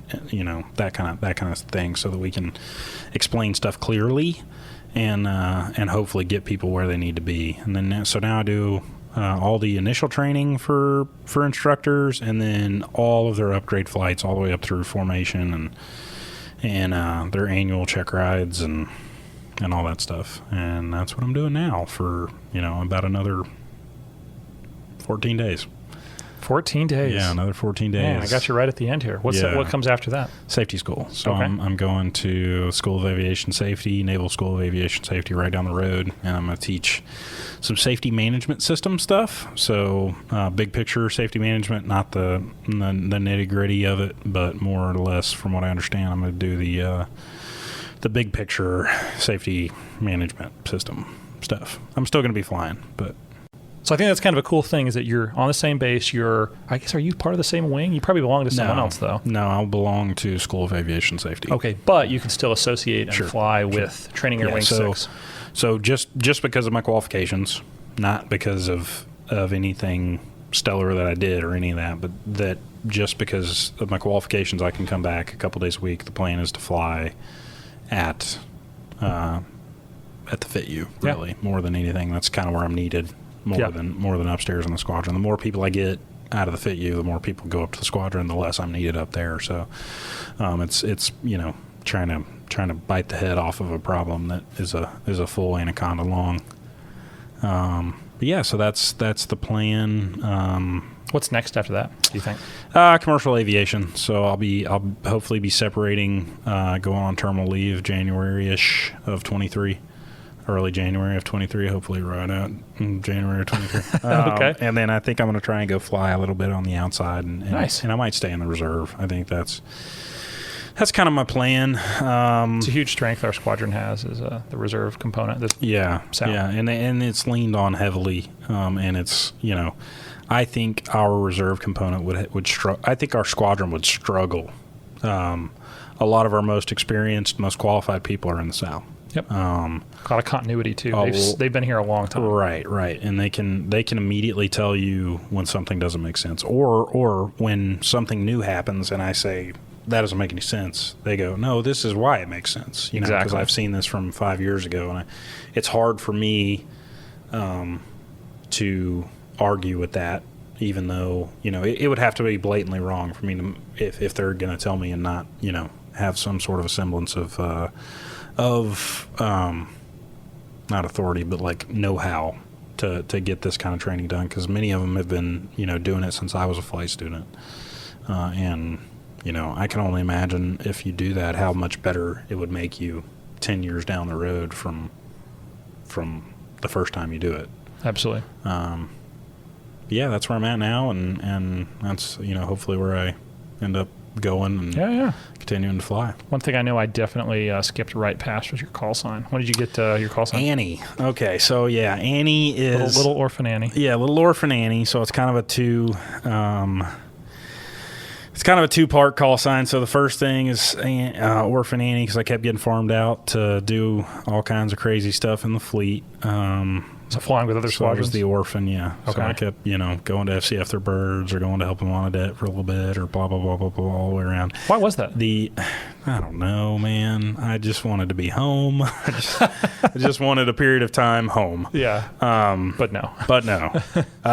And then the other half of that is about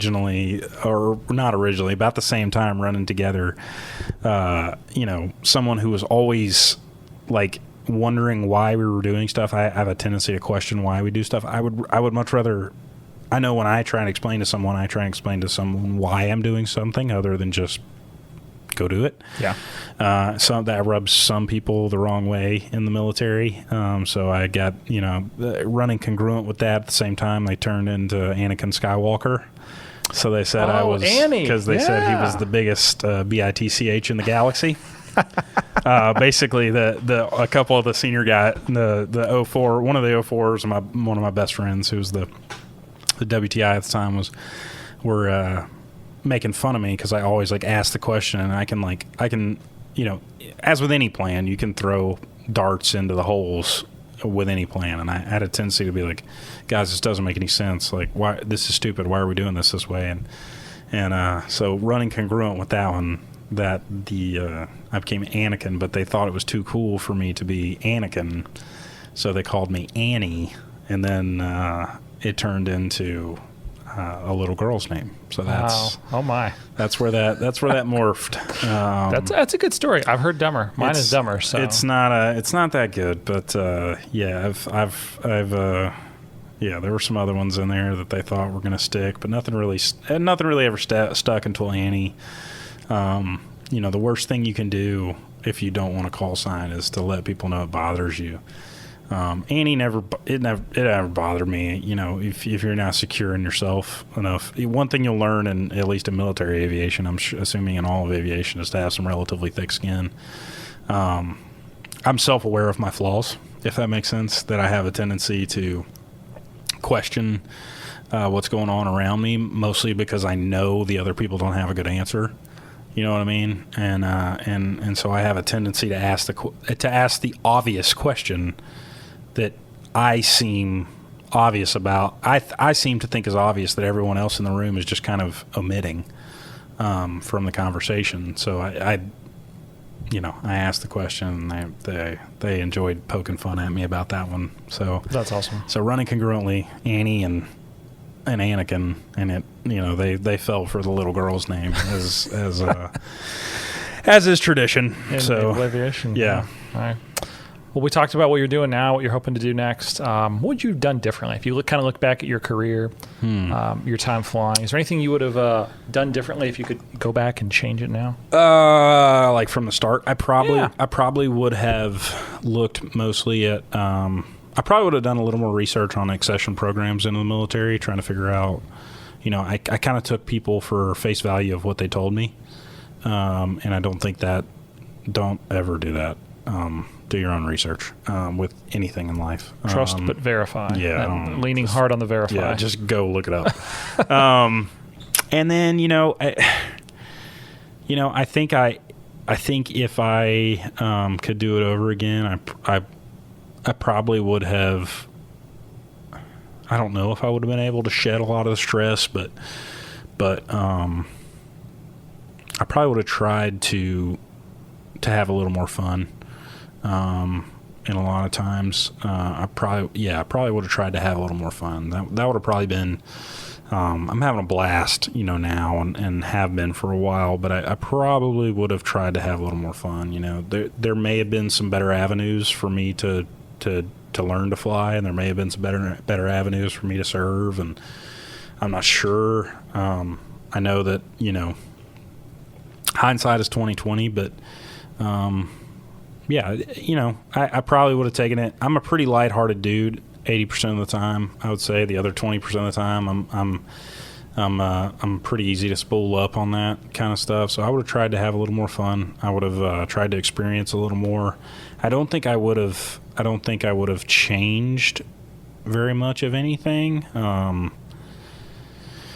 Yeah, I don't think I would have changed very much of anything, but I definitely would have tried to have a little more fun along the way. I got pretty caught up in the whole world is going to explode and the Navy's going to totally shut down if I don't get qualified by this arbitrary timeline that I gave myself. Sure. You know what I mean? So I think I would have tried to have a little more fun. I think that would be my. Anyone you look to, maybe like I don't know, mentor is maybe the wrong word, but someone you try to emulate or someone you try to kind of work up to their standard as an aviator? Yeah. God, he's gonna hate me. My buddy, one of my best friends, was the WTI at my squadron, and he came in. When I mean to tell you, he would ride you. I mean, put a saddle on.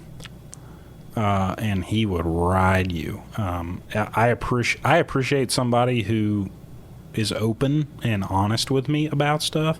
I don't need you to sugarcoat it. You're not going to hurt my feelings. Even if you do hurt my feelings, like we're professionals, I need to be able to get over my feelings and then get back in the aircraft. I tell the story all the time. I'm not going to mention his name, but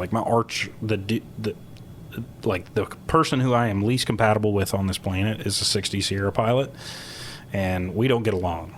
But if I were to ever want somebody to be my wingman or be in one of the aircraft in my section, he's in it. You know what I mean? And like we do not. Like we don't like each other. But you can separate the man or woman from the performance. Like what you think of someone personally from their professional abilities. It's a job. Yeah. And I'm here to. I have friends. I'm not here to make friends. If that makes sense. It makes perfect sense. Yeah. So that that was pretty. As an aviator, I would say he kind of changed my outlook on how good I needed to be. I always thought I needed to be good, not great, and his push was like everybody needs to be.